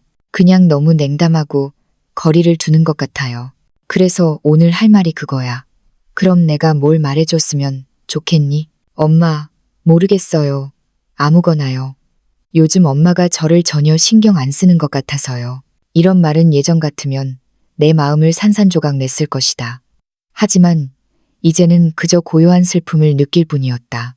준호야, 내가 마지막으로 나에게 전화해서 그저 내가 잘 지내는지 묻기만 했을 때 돈을 빌리려고 한 것도 아니고 미연에게 도움이 될 만한 모임에 나를 초대하려고 한 것도 아니었을 때가 언제였니? 그는 말문이 막혔다.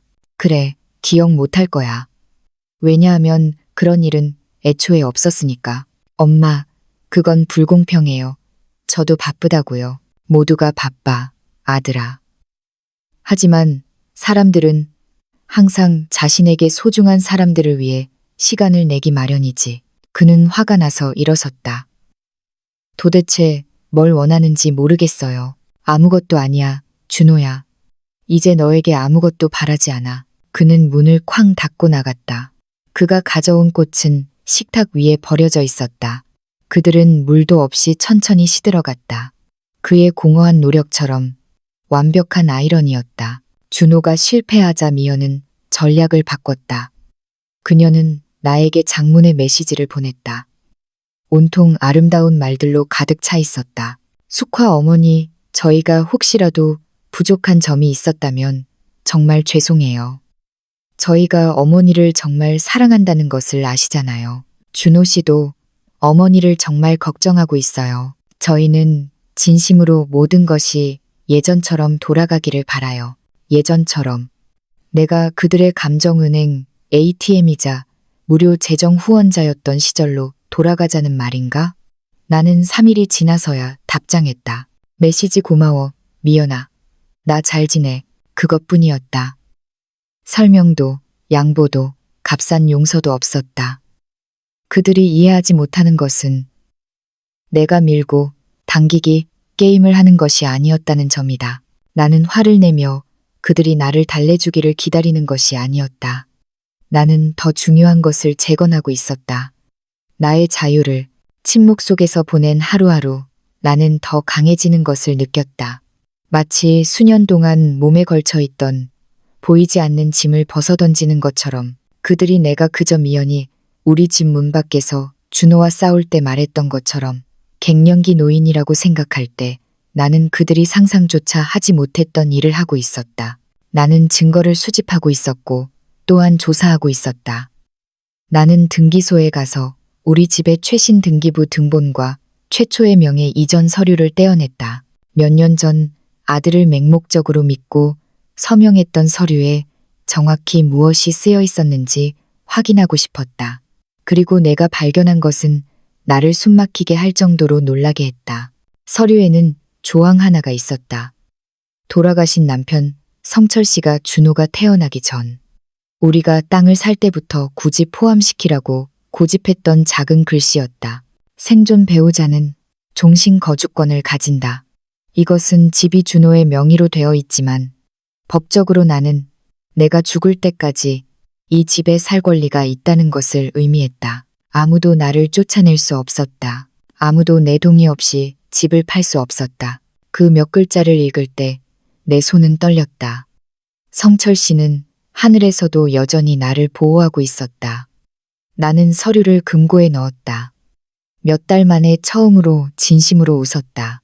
왜냐하면 이제 나는 더 이상 지치고 침묵하는 늙은 여자가 아니었기 때문이다.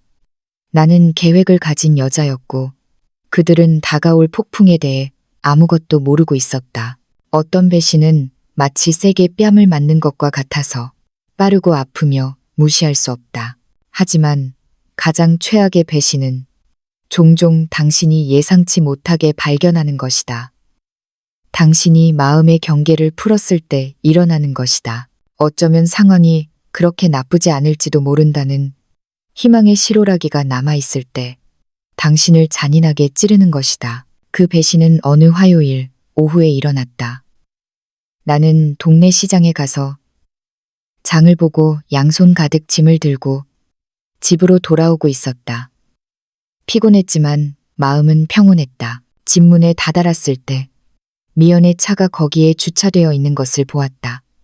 그리고 그 차 옆에는 다른 낯선 차 한 대가 서 있었다. 회색의 낡은 세단이었지만 관리가 잘 되어 있었다. 나는 모퉁이에 멈춰섰다. 직감적으로 지금 들어가면 안 된다고 느꼈다. 나는 천천히 앞마당의 나무 뒤로 돌아 숨었다. 거기서 창문을 통해 거실이 보였다. 미연이 내일인 소파에 앉아 있었다. 우리가 결혼 10주년 때 성철 씨가 나에게 선물한 것이었다. 그녀 맞은편에는 그녀의 엄마 고은숙 씨가 앉아 있었고 손에는 서류철이 들려 있었다. 소리는 들리지 않았지만 그들이 팔꿈치를 맞대고 서류를 가리키며 가끔 웃는 것을 보았다. 내 피가 차갑게 식었다. 내 동의 없이 내 집에서 무엇을 하는 거지? 미연은 예비 열쇠를 가지고 있었다. 준호가 혹시 모를 비상 상황에 대비해 준 것이었다. 하지만 이것은 긴급 상황이 아니었다. 이것은 침입이었다. 나는 장바구니를 바닥에 내려놓고 휴대폰을 꺼냈다. 수아가 창밖에서 들키지 않고 동영상을 녹화하는 방법을 가르쳐 주었다. 나는 카메라 앱을 켜고 녹화를 시작했다. 소리가 안 들려. 젠장. 그때 부엌 창문이 열려 있다는 것을 기억해냈다. 벽을 따라 몰래 기어갈 수 있다면 어쩌면 무엇인가 들을 수 있을지도 모른다. 나는 허리를 굽히고 걸었다. 무릎이 한 걸음 한 걸음 항의하는 것을 느꼈다. 나는 벽에 바싹 붙어 거실로 바로 연결되는 부엌 창문으로 살짝 고개를 내밀었다. 바로 그때 나는 들었다. 내가 말했잖아. 미연아, 이 집은 보수적으로 잡아도 최소 30억은 돼. 위치가 너무 좋아. 근처에 학교, 상권, 게다가 지하철역까지. 이건 그야말로 황금알을 낳는 거위야. 고은숙 씨의 목소리였다. 그 탐욕스러운 어조. 나는 이를 악물고 참았다. 알아요, 엄마. 하지만 그 늙은 할망구가 죽기 전에는 아무것도 할 수 없어요. 늙은 할망구. 그녀가 나를 늙은 할망구라고 불렀다. 미연이 계속해서 말했다. 준호 씨 말로는 법적으로 집은 자기 건데 무슨 종신 거주권 같은 게 있대요. 그런 법률 용어는 모르겠지만 어쨌든 그 사람이 여기 사는 한 우리는 팔 수 없다는 뜻이래요. 그럼 그 사람을 요양원이나 더 작은 아파트로 설득해서 옮기게 할 수는 없어. 시도해봤죠. 그 사람 요즘 너무 다루기 힘들어요. 예전엔 속이기 쉬웠는데 요즘은 무슨 귀신이라도 시인 건지 이상해요. 뭔가 의심하는 것 같기도 하고요. 고은숙 씨가 킬킬 웃었다. 그 웃음은 차갑고 귀에 거슬렸다. 시간 문제지 딸. 그 나이에는 무슨 일이든 일어날 수 있어. 욕실에서 미끄러지거나 계단에서 넘어지거나 심장마비가 오거나 자연히 할 일을 하는 거지. 나는 순간 숨을 멈췄다. 그녀가 내가 생각하는 그 일을 암시하는 것인가? 미연은 웃지 않았지만 반박하지도 않았다. 엄마, 그런 말은 하지 마세요. 하지만 뭐 일은 결국 해결될 거예요. 그 전까지는 준비를 잘 해두세요. 좋은 부동산 중개인을 찾아서 다시 감정평가 받아놓고요. 때가 되면 바로 팔 수 있게 마음에 둔 사람이 있어요. 지난주에 명함 하나 받았거든요. 미연이 가방에서 명함을 꺼내 엄마에게 건넸다. 잘 됐다. 그동안 우리는 계속 효녀 연기를 계속하는 거야. 아무도 의심하지 않게. 걱정 마세요. 준호 씨는 다루기 쉬워요. 그는 아무것도 몰라요. 아직도 우리가 미래를 위해 계획하는 줄 알고 있죠. 고은숙 씨가 일어나 딸을 안았다. 내 딸 정말 똑똑해. 미연아, 내 순진한 남편보다 훨씬 똑똑해. 그래서 나는 네가 분명 성공할 거라고 알아. 집 팔면 내가 너 유럽 여행 시켜줄게. 가고 싶은 곳 어디든지. 엄마, 저 유럽 가고 싶어요. 두 사람은 크게 웃었다. 그 소리는 유리 조각처럼 내 심장을 꿰뚫었다. 내 휴대폰은 여전히 녹화 중이었고 손이 떨려 거의 놓칠 뻔했지만 나는 억지로 버텼다. 미연과 고은숙 씨가 짐을 챙기기 시작했다. 나는 화단의 쓰레기통 뒤에 숨어 마치 도둑처럼 내 집에서 몸을 웅크리고 그들이 나가는 것을 지켜보았다. 문을 잠그고 차에 올라타 떠나는 것을 나는 5분 동안이나 움직이지 않고 기다렸다. 그 5분 동안 나는 거의 숨을 쉴 수 없었다. 세상이 기울어지는 것 같았고 내가 알던 모든 것이 무너져 내리고 있었다. 마침내 나는 집으로 들어와 문을 걸어 잠그고 현관 바닥에 주저앉았다. 나는 울지 않았다. 이 사람들에게는 더 이상 흘릴 눈물도 없었다. 내가 느낀 것은 슬픔보다 더 나쁜 것이었다. 순수한 배신감, 정제되고 농축되어 사람을 태워버릴 듯한 배신감. 미연은 내 집을 팔 계획이었다. 나와 성철 씨가 벽돌 한 장 한 장 쌓아 올린 집. 내가 아들을 키웠던 곳. 남편의 상실을 견뎌냈던 곳. 내 평생의 추억이 담긴 곳. 가장 끔찍한 것은 그녀가 내가 죽기를 기다리고 있다는 것이었다. 그 늙은 할망구가 가면. 이 말은 끔찍한 메아리처럼 내 머릿속을 맴돌았다. 나는 바닥에서 기어 올라와 방으로 들어가 가계부 수첩을 꺼냈다. 떨리는 손으로 4월 14일 미연과 고은숙이 무단 침입하여 내가 죽은 후 집을 팔 계획을 세움. 동영상 증거 확보라고 썼다. 나는 동영상을 3곳에 백업했다. 휴대폰, USB, 그리고 클라우드. 절대로 잃어버릴 위험을 감수할 수 없었다. 그날 밤 나는 잠들 수 없었다. 침대에 앉아 방 벽을 바라보며 내가 얼마나 여러 번 준호를 조건 없이 믿었는지, 얼마나 여러 번 그를 위해 나 자신을 희생했는지, 몇 년 동안 내가 그에게 가장 좋은 것을 주었는데 결과는 무엇이었는지 생각했다. 결과는 그저 길을 막는 늙은 할망구에 불과했다. 돈밖에 모르는 그 여자의 부자 되는 길을 방해하는, 하지만 이 엄청난 고통 속에서 또 다른 감정이 내 안에 자라나고 있었다. 분노, 소리 지르거나 물건을 던지게 만드는 그런 뜨거운 분노가 아니었다. 이것은 차가운 분노였다. 계산적인 분노. 이것은 더 이상 잃을 것이 없는, 왜냐하면 소중한 모든 것을 빼앗긴 여자의 분노였다. 분노와 함께 찾아온 것은 각성이었다. 나는 결코 그 독사 같은 고은숙 씨가 말한 것처럼 앉아서 자연히 할 일을 하도록 기다리지 않을 것이다. 나는 그들이 내가 무너졌다고 생각하게 하지 않을 것이다. 나는 일어설 것이다. 나는 싸울 것이다. 모든 것이 끝났을 때 그들은 그들이 잘못된 사람을 건드렸다는 것을 깨닫게 될 것이다. 다음 날 아침 나는 오랜 친구 강수진에게 전화했다. 우리는 30년 동안 알고 지냈다. 그녀는 가사법과 상속재산을 전문으로 하는 변호사였다. 만약 누군가 나를 도울 수 있다면 그 사람은 바로 그녀였다. 수진아, 내 도움이 필요해. 그리고 비밀로 해야 해. 물론이지, 숙화야. 무슨 일인데? 내 아들이 내 집을 빼앗으려고 해. 정확히 말하면 그의 아내가 말이지.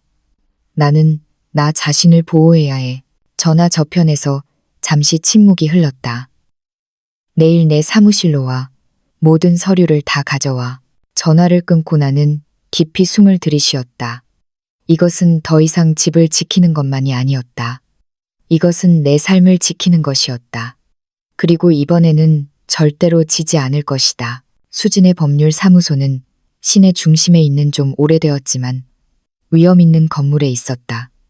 원래의 대리석 바닥과 걸을 때마다 소리가 나는 나무 계단이 있었다. 나는 천천히 걸어 올라갔다. 가방에는 내가 수집한 모든 증거들이 가득 들어 있었다. 집의 등기 서류, 이체 내역, 가계부, 동영상이 담긴 USB. 수지는 나를 길게 안아주었다. 그녀는 처음에는 아무 말도 하지 않고 그저 나를 안아주었다. 그것만으로도 이 싸움에서 내가 혼자가 아니라는 것을 느끼기에 충분했다. 앉아, 숙화야. 모든 것을 나에게 말해줘. 나는 처음부터 끝까지 말했다. 준호에게 진명이를 이전해준 그날부터 미연과 그녀의 엄마의 대화를 녹음한 것까지 나는 숨김없이 말했다. 모든 모욕, 갚지 않은 모든 대출, 독이 든 모든 비평. 수지는 꼼꼼하게 들으며 메모를 했다. 내가 말을 마쳤을 때 그녀는 나를 바라보았다. 그녀의 눈에는 슬픔과 억눌린 분노가 뒤섞여 있었다. 숙화야. 그들이 너에게 한 짓은 경제적 학대야. 그리고 그들이 계획하는 것은 이미 다른 차원의 문제야. 그녀는 손을 내밀며 등기 서류를 보여달라고 했다. 나는 그녀에게 건넸다. 그녀는 한 줄 한 줄 꼼꼼히 읽었고 특정 단락에서 손가락을 멈추고 밑줄을 그었다.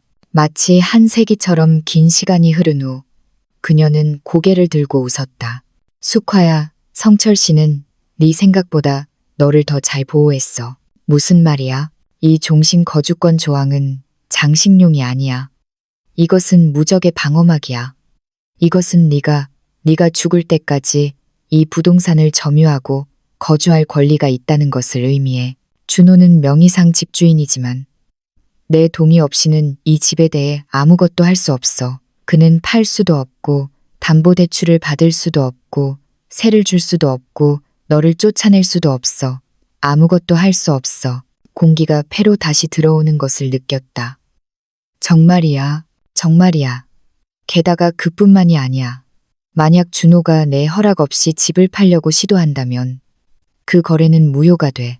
어떤 상식 있는 법무사나 중개인도 처리하기를 거부할 거야. 내 서명은 필수적이야.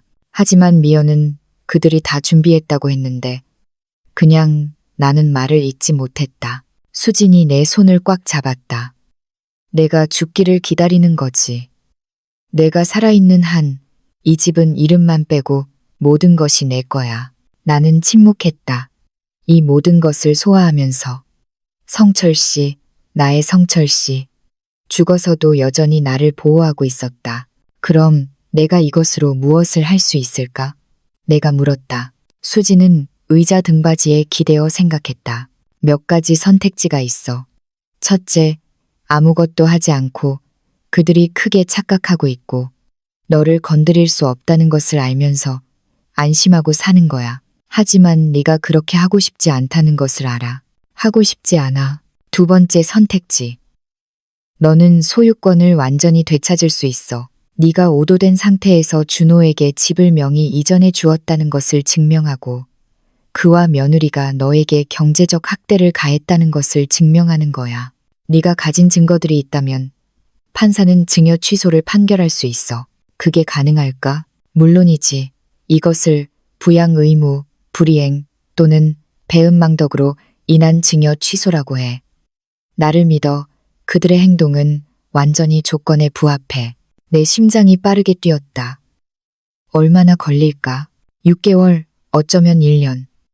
법원 진행 상황에 따라 달라지겠지만 이체 기록, 가계부, 녹음, 녹화가 있으니 내 입장이 매우 유리해. 할게. 수진이 고개를 끄덕였다. 그럼 우리는 정식으로 소송을 제기해야 해. 이것은 길고 어쩌면 고통스러운 과정이 될 거야. 준호는 알게 될 거고 반격할 거야. 어쩌면 너를 설득하려고 할 수도 있어. 나는 흔들리지 않을 거야. 좋아. 그럼 시작하자. 이어지는 2시간 동안 우리는 모든 서류를 꼼꼼히 검토하고 소장을 준비했다. 수지는 이체 내역을 촬영하고 수첩에 적힌 날짜를 기록했으며 동영상을 백업했다. 이 녹화는 철저해. 숙화야. 음모, 악의, 심지어 공모의 혐의까지 증명해. 판사는 이들에게 수치심을 느낄 거야. 몇 달 만에 처음으로 나는 희망과 비슷한 것을 느꼈다. 그럼 이 기간 동안은 계속 준호를 만나야 할까? 아무것도 모르는 척. 그건 내 결정에 달렸어. 하지만 내 조언은 아직 패를 드러내지 않는 거야. 그들이 아는 것이 적을수록 좋아. 평소처럼 생활하고 그들이 네가 무엇을 하는지 눈치채지 못하게 해.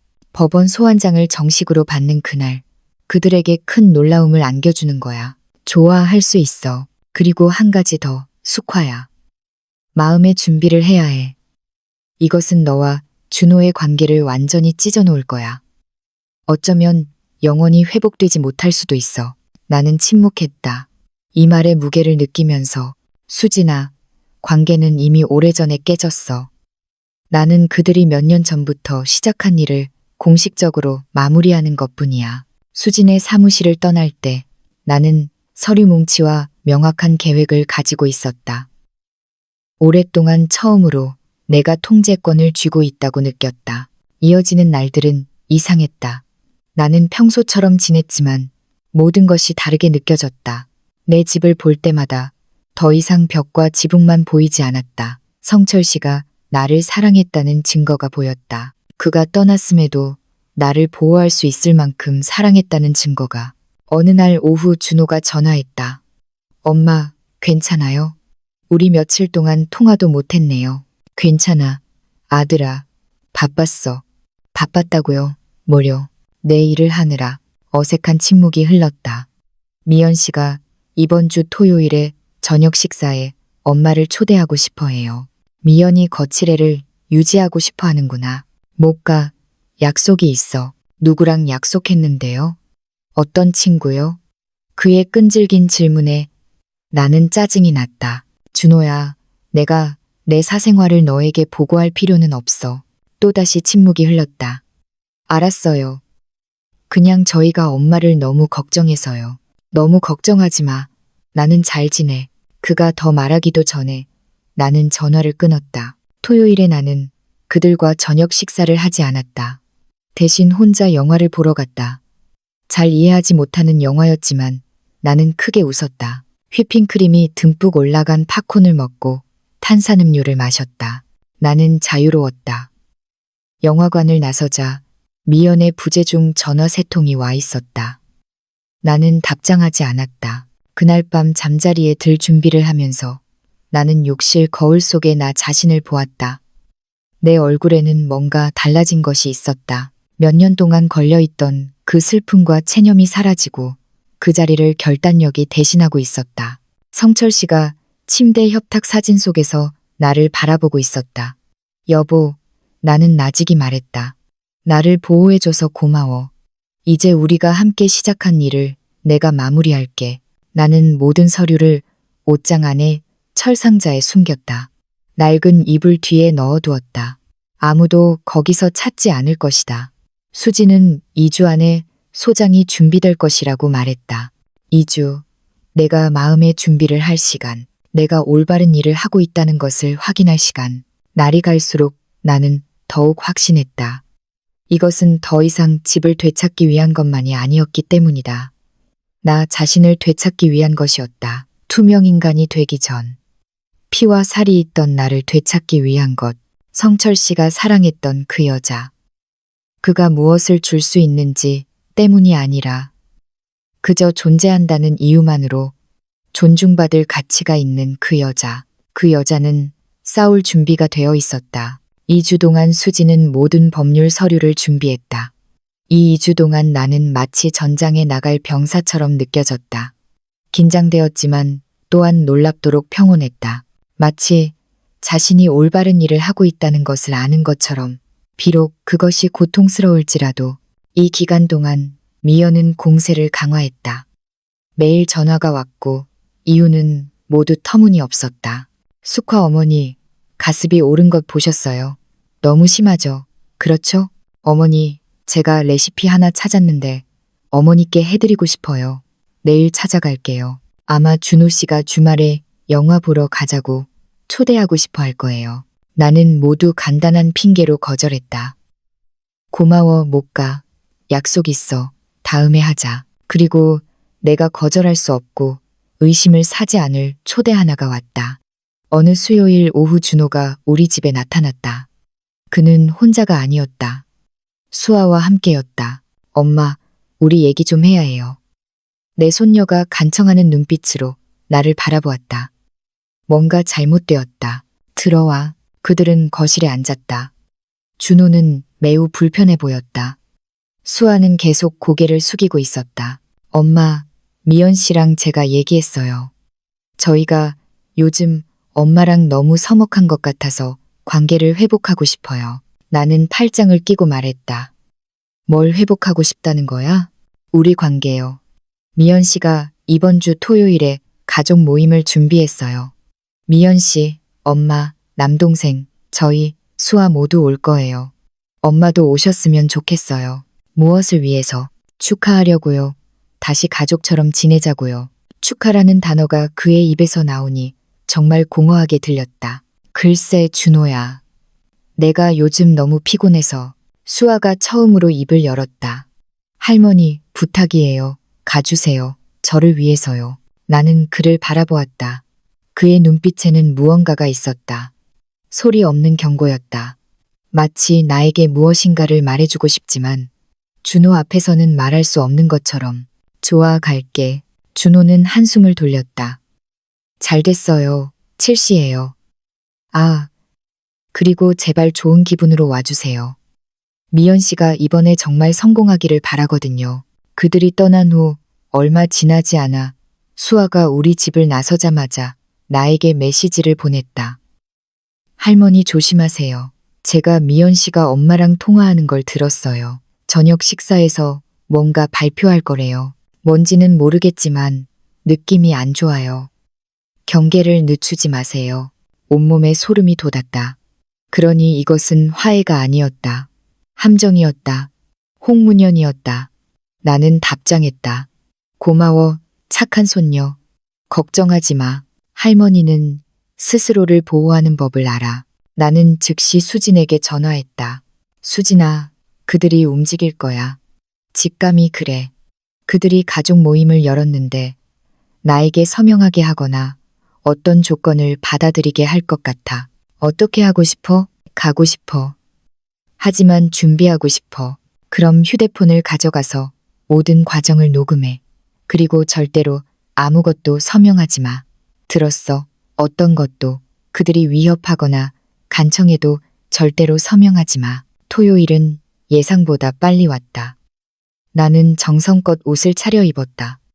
그들이 익숙했던 그 순종적인 할머니처럼 입지 않았다. 나는 짙은 파란색 원피스를 입었고 수수하지만 우아했다. 연한 화장을 하고 머리를 단정하게 빗었다. 휴대폰은 원피스 옆 주머니에 넣었고 녹음 기능은 이미 켜져 있었다. 만약 그들이 비아냥거린다면 나도 증거가 있을 것이다. 7시 정각. 나는 도착하여 초인종을 눌렀다.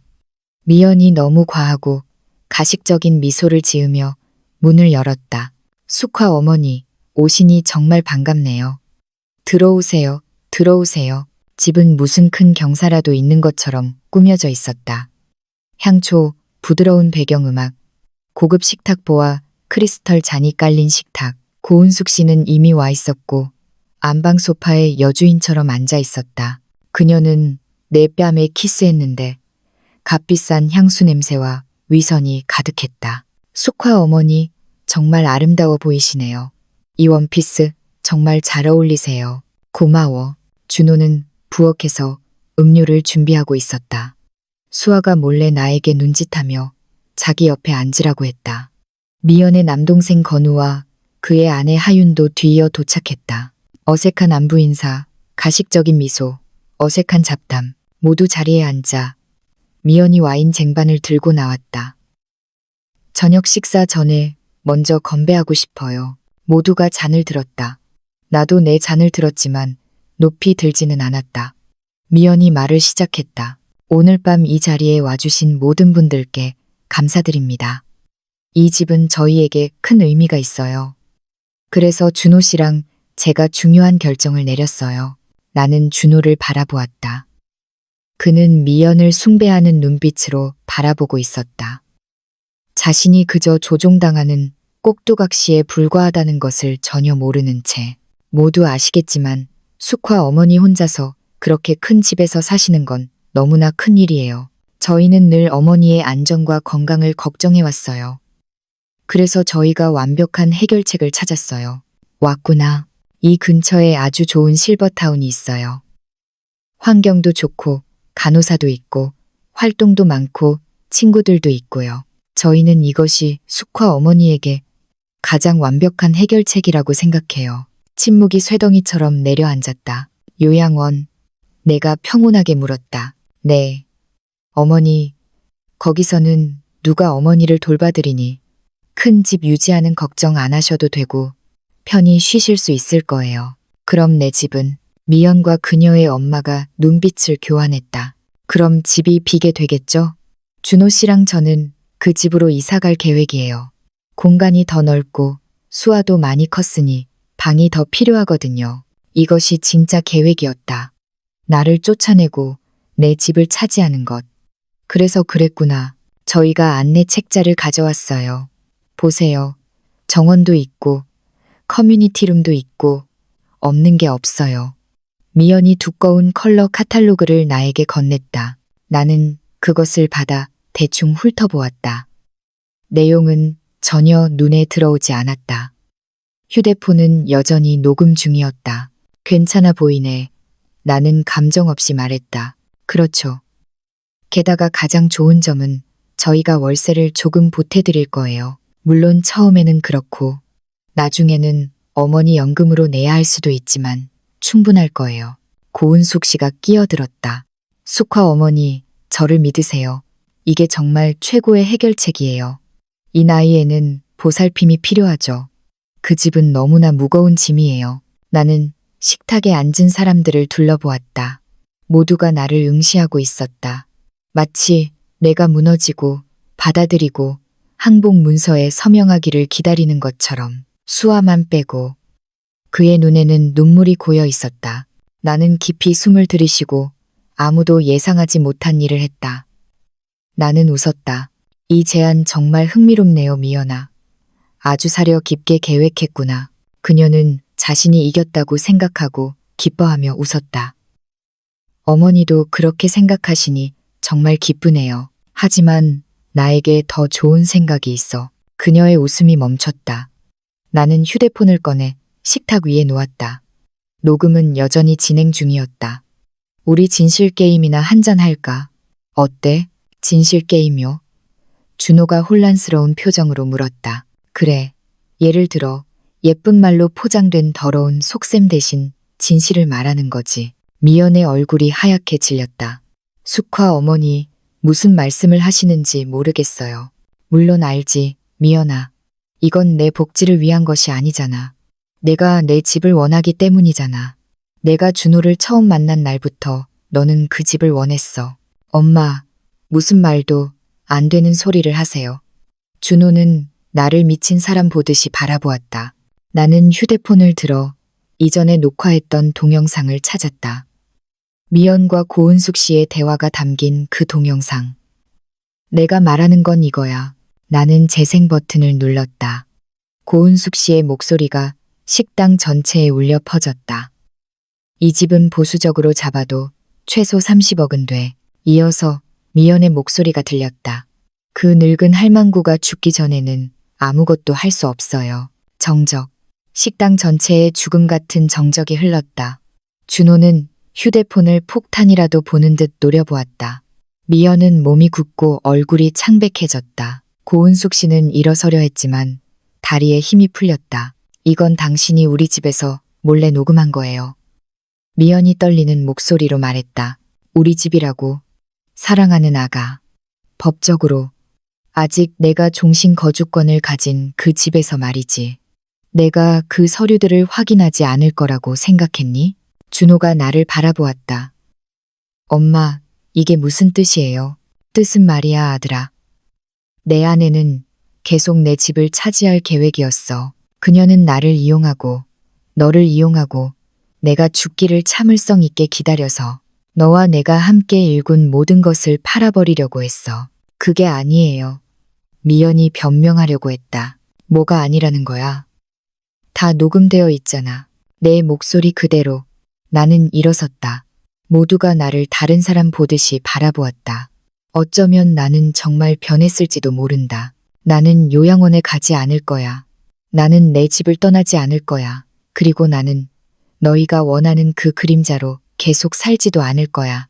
나는 준호의 눈을 똑바로 바라보았다. 아들아, 나는 너에게 모든 것을 주었어. 내 평생을 너에게 주었는데 너는 이 여자가 나를 짐으로 만들도록 내버려 두었어. 네가 몰랐다고는 생각하지 않아. 너는 알았어야 했어. 너는 나를 보호했어야 했어. 하지만 너는 나를 보는 대신 그녀를 믿는 것을 선택했어. 나는 가방을 들고 문으로 향했다. 수아가 뒤따라왔다. 할머니, 잠시만요. 나는 멈춰서 그를 안았다. 괜찮아, 착한 손녀. 나는 드디어 괜찮아졌어. 나는 당당하게 그 집을 나섰다. 밤하늘 아래를 걸으며 수년 동안 느껴보지 못한 감정을 느꼈다. 자유. 그날 저녁 식사 후 며칠은 조용한 혼란의 연속이었다. 준호는 37통의 전화를 걸었지만 나는 한 통도 받지 않았다. 미연은 길고 히스테리컬한 메시지를 보냈다. 온통 변명으로 가득했지만 나는 이미 흥미를 잃었다. 숙화, 어머니, 그건 오해였어요. 저는 한 번도 어머니를 해칠 생각 없었어요. 그때는 그저 가정적으로 엄마와 이야기하던 중이었어요. 가정적으로. 마치 내 집을 팔 계획이 학술 토론이라도 되는 것처럼 말이다. 나는 한 통도 답장하지 않았다. 고은숙 씨는 그 뻔뻔한 얼굴로 전화를 걸어 해명하려고 했지만 나는 그녀의 번호를 차단했다. 내가 한 유일한 일은 수진에게 메시지를 보내는 것이었다. 준비됐어. 고소해줘. 이틀 후 준호는 법원 통지를 받았다. 증여 취소 소송, 부양 의무 불이행 및 배음 망덕을 이유로. 그 위에는 내 서명과 수진의 인장이 찍혀 있었다. 갚지 않은 은행 이체 기록, 상세한 가계부, 녹음 및 녹화, 그리고 내가 부당하게 대우받았다는 이웃들의 진술까지 모든 증거가 첨부되어 있었다. 준호는 미친 듯이 우리 집으로 달려와 문을 부술듯이 두드렸다. 나는 매우 침착하게 문을 열었다. 나는 이미 예상하고 있었다. 이게 뭐예요? 그가 소장을 휘두르며 나에게 소리쳤다. 맞아. 나는 내 아들이고 나는 내 엄마야. 하지만 우리 둘 다 이 사실을 너무 늦게 깨달은 것 같구나. 이건 오해예요. 미연 씨가. 나는 단호한 목소리로 그를 끊었다. 그를 변호하지 마. 이 모든 일이 있은 후에 더 이상 오지 마. 나는 참았고 기대했지만 끝났어. 엄마는 이걸로 자기 가정을 파괴할 거예요. 이 말은 몇 달 전 같으면 나를 무너뜨렸을 것이다. 하지만 이제는 나를 더욱 깨어나게 할 뿐이었다. 나는 아무것도 파괴하지 않았어, 준호야. 네가 파괴한 거야. 나는 그저 자네를 치우고 있을 뿐이야. 엄마, 제발요. 우리 해결할 수 있어요. 고소 취하해 주세요. 가족처럼 앉아서 얘기해요. 더 이상 얘기할 것도 없어. 내 변호사가 남은 일을 처리할 거야. 그는 집 안으로 돌진하려 했지만 나는 문을 막아섰다. 준호야, 내 허락 없이 들어오면 경찰에 신고할 거야. 그는 멈칫했다. 그 순간 그는 내가 진심이라는 것을 마침내 깨달았을 것이다. 엄마가 나한테 이럴 줄은 몰랐어요. 나도 네가 나한테 이럴 줄은 몰랐어. 하지만 우리는 여기까지 왔어. 그는 구겨진 서류를 손에 쥐고 내가 들을 수 없는 말을 중얼거리며 떠났다. 나는 신경 쓰지 않았다. 나는 문을 닫고 깊이 숨을 들이쉬었다. 첫걸음이 내디뎌졌다. 이제 돌이킬 수 없었다. 이어지는 몇 주는 법정의 롤러코스터였다. 재판, 진술, 서류 검토. 수지는 외과 의사처럼 모든 일을 정밀하게 처리했다. 우리가 제출한 모든 증거는 준호와 미연의 방어선에 칼날처럼 박혔다. 한 번의 심리 중 판사는 전체 녹음 파일을 들어보자고 요구했다. 미연도 그 자리에 있었다. 기업 고위 임원처럼 옷을 입고 진지하고 존경받는 모습을 보이려 애썼다. 그녀의 목소리가 그 늙은 할망구가 죽기 전에는 이라는 말을 재생될 때 나는 그녀가 의자에서 움츠러드는 것을 보았다. 판사는 경멸과 실망이 뒤섞인 눈빛으로 그녀를 바라보았다. 여사님, 이 말이 당신이 한 말입니까? 제가 그날 기분이 안 좋았어요. 진심이 아니었어요. 그러니 이 목소리는 당신 목소리가 맞군요. 네. 하지만 충분합니다. 이어서 은행 이체 내역이 검토되었다. 570만 원을 빌려갔지만 갚지 않았다. 이준호 씨, 당신은 왜 어머니께 빌린 돈을 갚지 않았는지 설명할 수 있습니까? 준호가 더듬거렸다. 판사님, 저희가 그때 경제적으로 어려웠습니다. 오키나와 여행도 경제적 어려움의 한 표현입니까? 정적. 판사는 두껍게 쌓인 소송 기록을 쿵 소리나게 닫았다. 2주 후에 선고하겠습니다. 그 2주는 하루하루가 1년 같았지만 또한 해방감을 주었다. 몇 년 만에 처음으로 나는 편안하게 잠들었다. 전화도 기대하지 않았고 누구에게서도 아무것도 기대하지 않았다. 수아는 사흘에 한 번씩 나를 찾아왔다. 그는 집안 분위기가 매우 긴장되어 있다고 말했다. 미연과 준호는 계속 싸웠다. 그녀는 그가 자기 엄마를 제대로 다루지 못했다고 비난했고 그는 그녀가 모든 것을 망쳤다고 비난했다. 할머니, 아빠가 변할까요? 모르겠어, 착한 손녀. 하지만 그를 구원하는 것은 더 이상 할머니의 책임이 아니야. 만약 그가 집을 잃는다면 그는 교훈을 얻을 거야. 그가 진작 배웠어야 할 것. 행동에는 결과가 따른다는 것을. 선고의 날이 왔다. 수진과 나는 일찍 법원에 도착했다. 준호와 미연은 15분 늦게 왔다. 옷차림은 흐트러져 있었고 분명 싸운 흔적이 역력했다. 판사님, 모두 일어서십시오. 본 재판부는 본 사건을 면밀히 심리하였습니다. 증거는 명확합니다. 김숙화 여사는 자신이 종신토록 안락하게 거주할 수 있다는 전제하에 아들에게 부동산을 증여하였습니다. 그러나 피고 이준호 씨 및 그의 배우자 최미연 여사는 명백한 경제적 학대, 정서적 착취, 그리고 김숙화 여사의 거주권을 박탈하려는 음모의 의도를 드러냈습니다. 준호는 고개를 숙였다. 미연은 이를 악물고 몸이 굳어 있었다. 민법 제416조 증여 취소에 관한 규정에 의거하여 제출된 모든 증거를 고려하여 본 재판부는 증여 취소를 선고합니다. 은하수길 142번지에 위치한 부동산의 소유권은 전적으로 김숙화 여사의 명의로 반환됩니다. 법정 망치가 쿵 하고 내려쳤다. 또한 이준호 씨는 어머니께 빌린 570만 원을 매달 100만 원씩 상환해야 하며 완납 시까지 이를 이행하지 않을 시 강제 집행 및 재산 압류가 진행될 것입니다. 본 사건은 종결됩니다. 법정 망치가 다시 한번 쿵 하고 내려쳤다. 끝났어. 수진이 내 손을 꽉 잡았다. 나는 그저 크게 숨을 들이쉴 수밖에 없었다. 수년 동안 어깨를 짓눌렀던 짐이 벗겨지는 것을 느꼈다. 준호와 미연은 법정을 나섰다. 나를 한 번도 쳐다보지 않고 나는 그들이 멀어지는 것을 보았다. 모든 것을 거짓말에 걸었다가 결국 모든 것을 잃은, 빛을 잃은 두 실패자. 나는 승리감을 느끼지 않았다. 나는 평온함을 느꼈다. 법원 밖에서 수진이 나를 안았다. 해냈어, 숙화야. 우리가 해냈어. 이제 무엇을 할 생각이야? 나는 하늘을 바라보았다. 맑은 날이었고 구름은 솜털처럼 부드러웠다. 살아갈 거야, 수진아. 오랫동안 처음으로 두려움 없이 살아갈 거야. 그날 오후 나는 집으로 돌아왔다. 내 집, 이름이 다시 내 명의로 돌아왔다. 권리와 책임, 그리고 존엄성이 온전히 보존된 채로 나는 거실에 성철 씨가 선물한 소파에 앉아 울었다. 슬픔 때문이 아니라 해방감 때문이었다. 이어지는 몇 달은 치유의 과정이었다. 준호는 매달 돈을 송금하기 시작했다. 우리는 말하지 않았지만 돈은 매달 제때 들어왔다. 이것이 그가 이해했다는 것을 표현하는 방식이었다.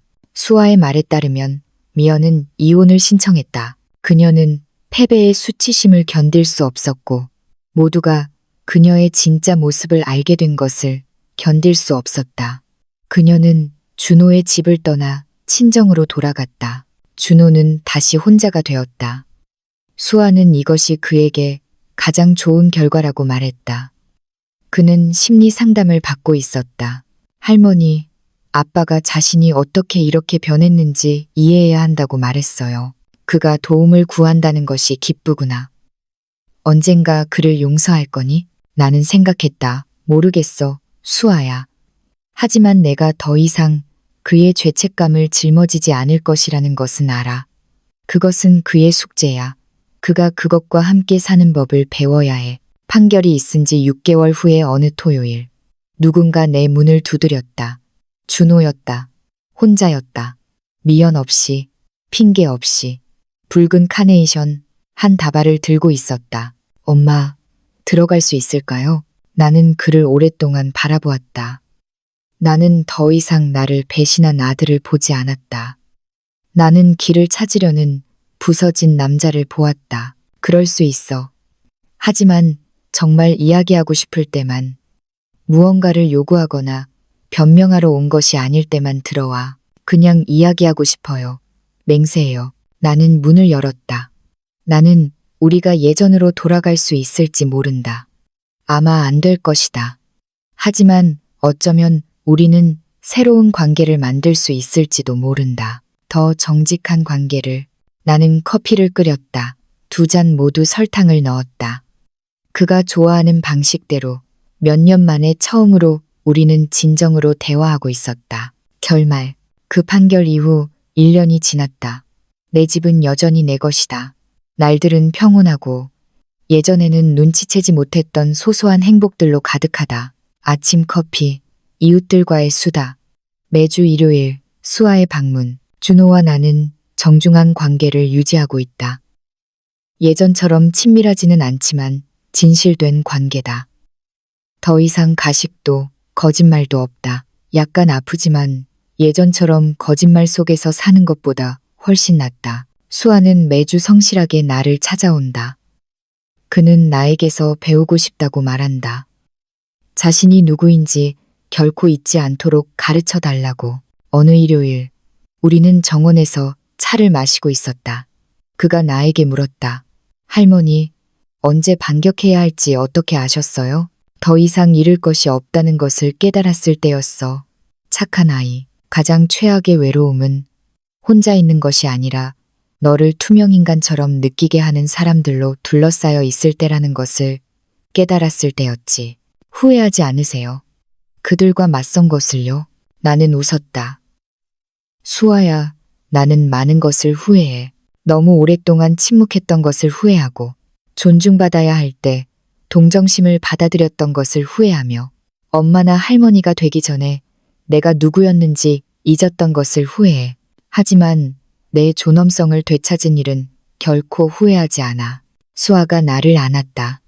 저는 커서 할머니처럼 될 거예요. 아니, 사랑하는 아이, 너는 나보다 더 나아져야 해. 68세가 될 때까지 기다리지 않고 내 가치를 깨달아야 해. 내 가치는 내가 얼마나 많이 주느냐에 달려있는 것이 아니라 내가 너 자신을 얼마나 존중하느냐에 달려있단다. 우리는 조용히 앉아 해가 정원의 나무 뒤로 지는 것을 보았다. 그 고요함 속에서 나는 마침내 평생 찾아 헤매던 것을 찾았다. 평온함, 모든 것이 완벽한 그런 평온함이 아니라 비록 아플지라도 올바른 일을 했다는 것을 아는 마음의 평화였다. 그날 밤 잠자리에 들기 전 나는 성철 씨 사진 앞에 섰다. 여보, 내가 해냈어요. 우리 집을 지켰어요. 우리가 함께 일군 모든 것을 지켰어요. 나는 그의 존재를 느꼈다. 보이지 않는 포옹처럼 내가 결코 혼자가 아니었음을 상기시켜 주었다. 진정한 사랑은 현재의 당신만을 보호하는 것이 아니라 영원히 거기에 있기 때문이다. 나는 눈을 감고 편안하게 잠들었다. 내 집에서, 내 침대에서, 내 삶 속에서 마침내 자유로워졌다. 왜냐하면 진정한 부는 당신이 무엇을 소유하느냐에 있는 것이 아니라 당신이 빼앗기지 않으려 하는 것에 있기 때문이다. 당신의 존엄성, 당신의 평온함, 그리고 허락 없이 살아갈 권리. 이 이야기가 당신의 마음을 움직였다면, 당신이 싸움 속에서 혼자가 아니라고 느끼게 했다면, 당신이 어디에서 왔는지 댓글로 알려주세요. 모든 여성이 2번째 기회를 얻어 자신의 목소리를 되찾을 자격이 있다고 믿는다면 좋아요를 눌러주세요. 채널을 구독하고 더 이상 참지 않기로 결심한 용감한 여성들의 이야기를 계속 공유해주세요. 왜냐하면 때로는 정의가 소리 지르며 얻어지는 것이 아니기 때문입니다. 그것은 조용히 잘 준비된 서류와 당당한 자세로 찾아옵니다. 다음에 만나요. 그리고 기억하세요. 당신의 것을 되찾는 것은 결코 늦지 않습니다.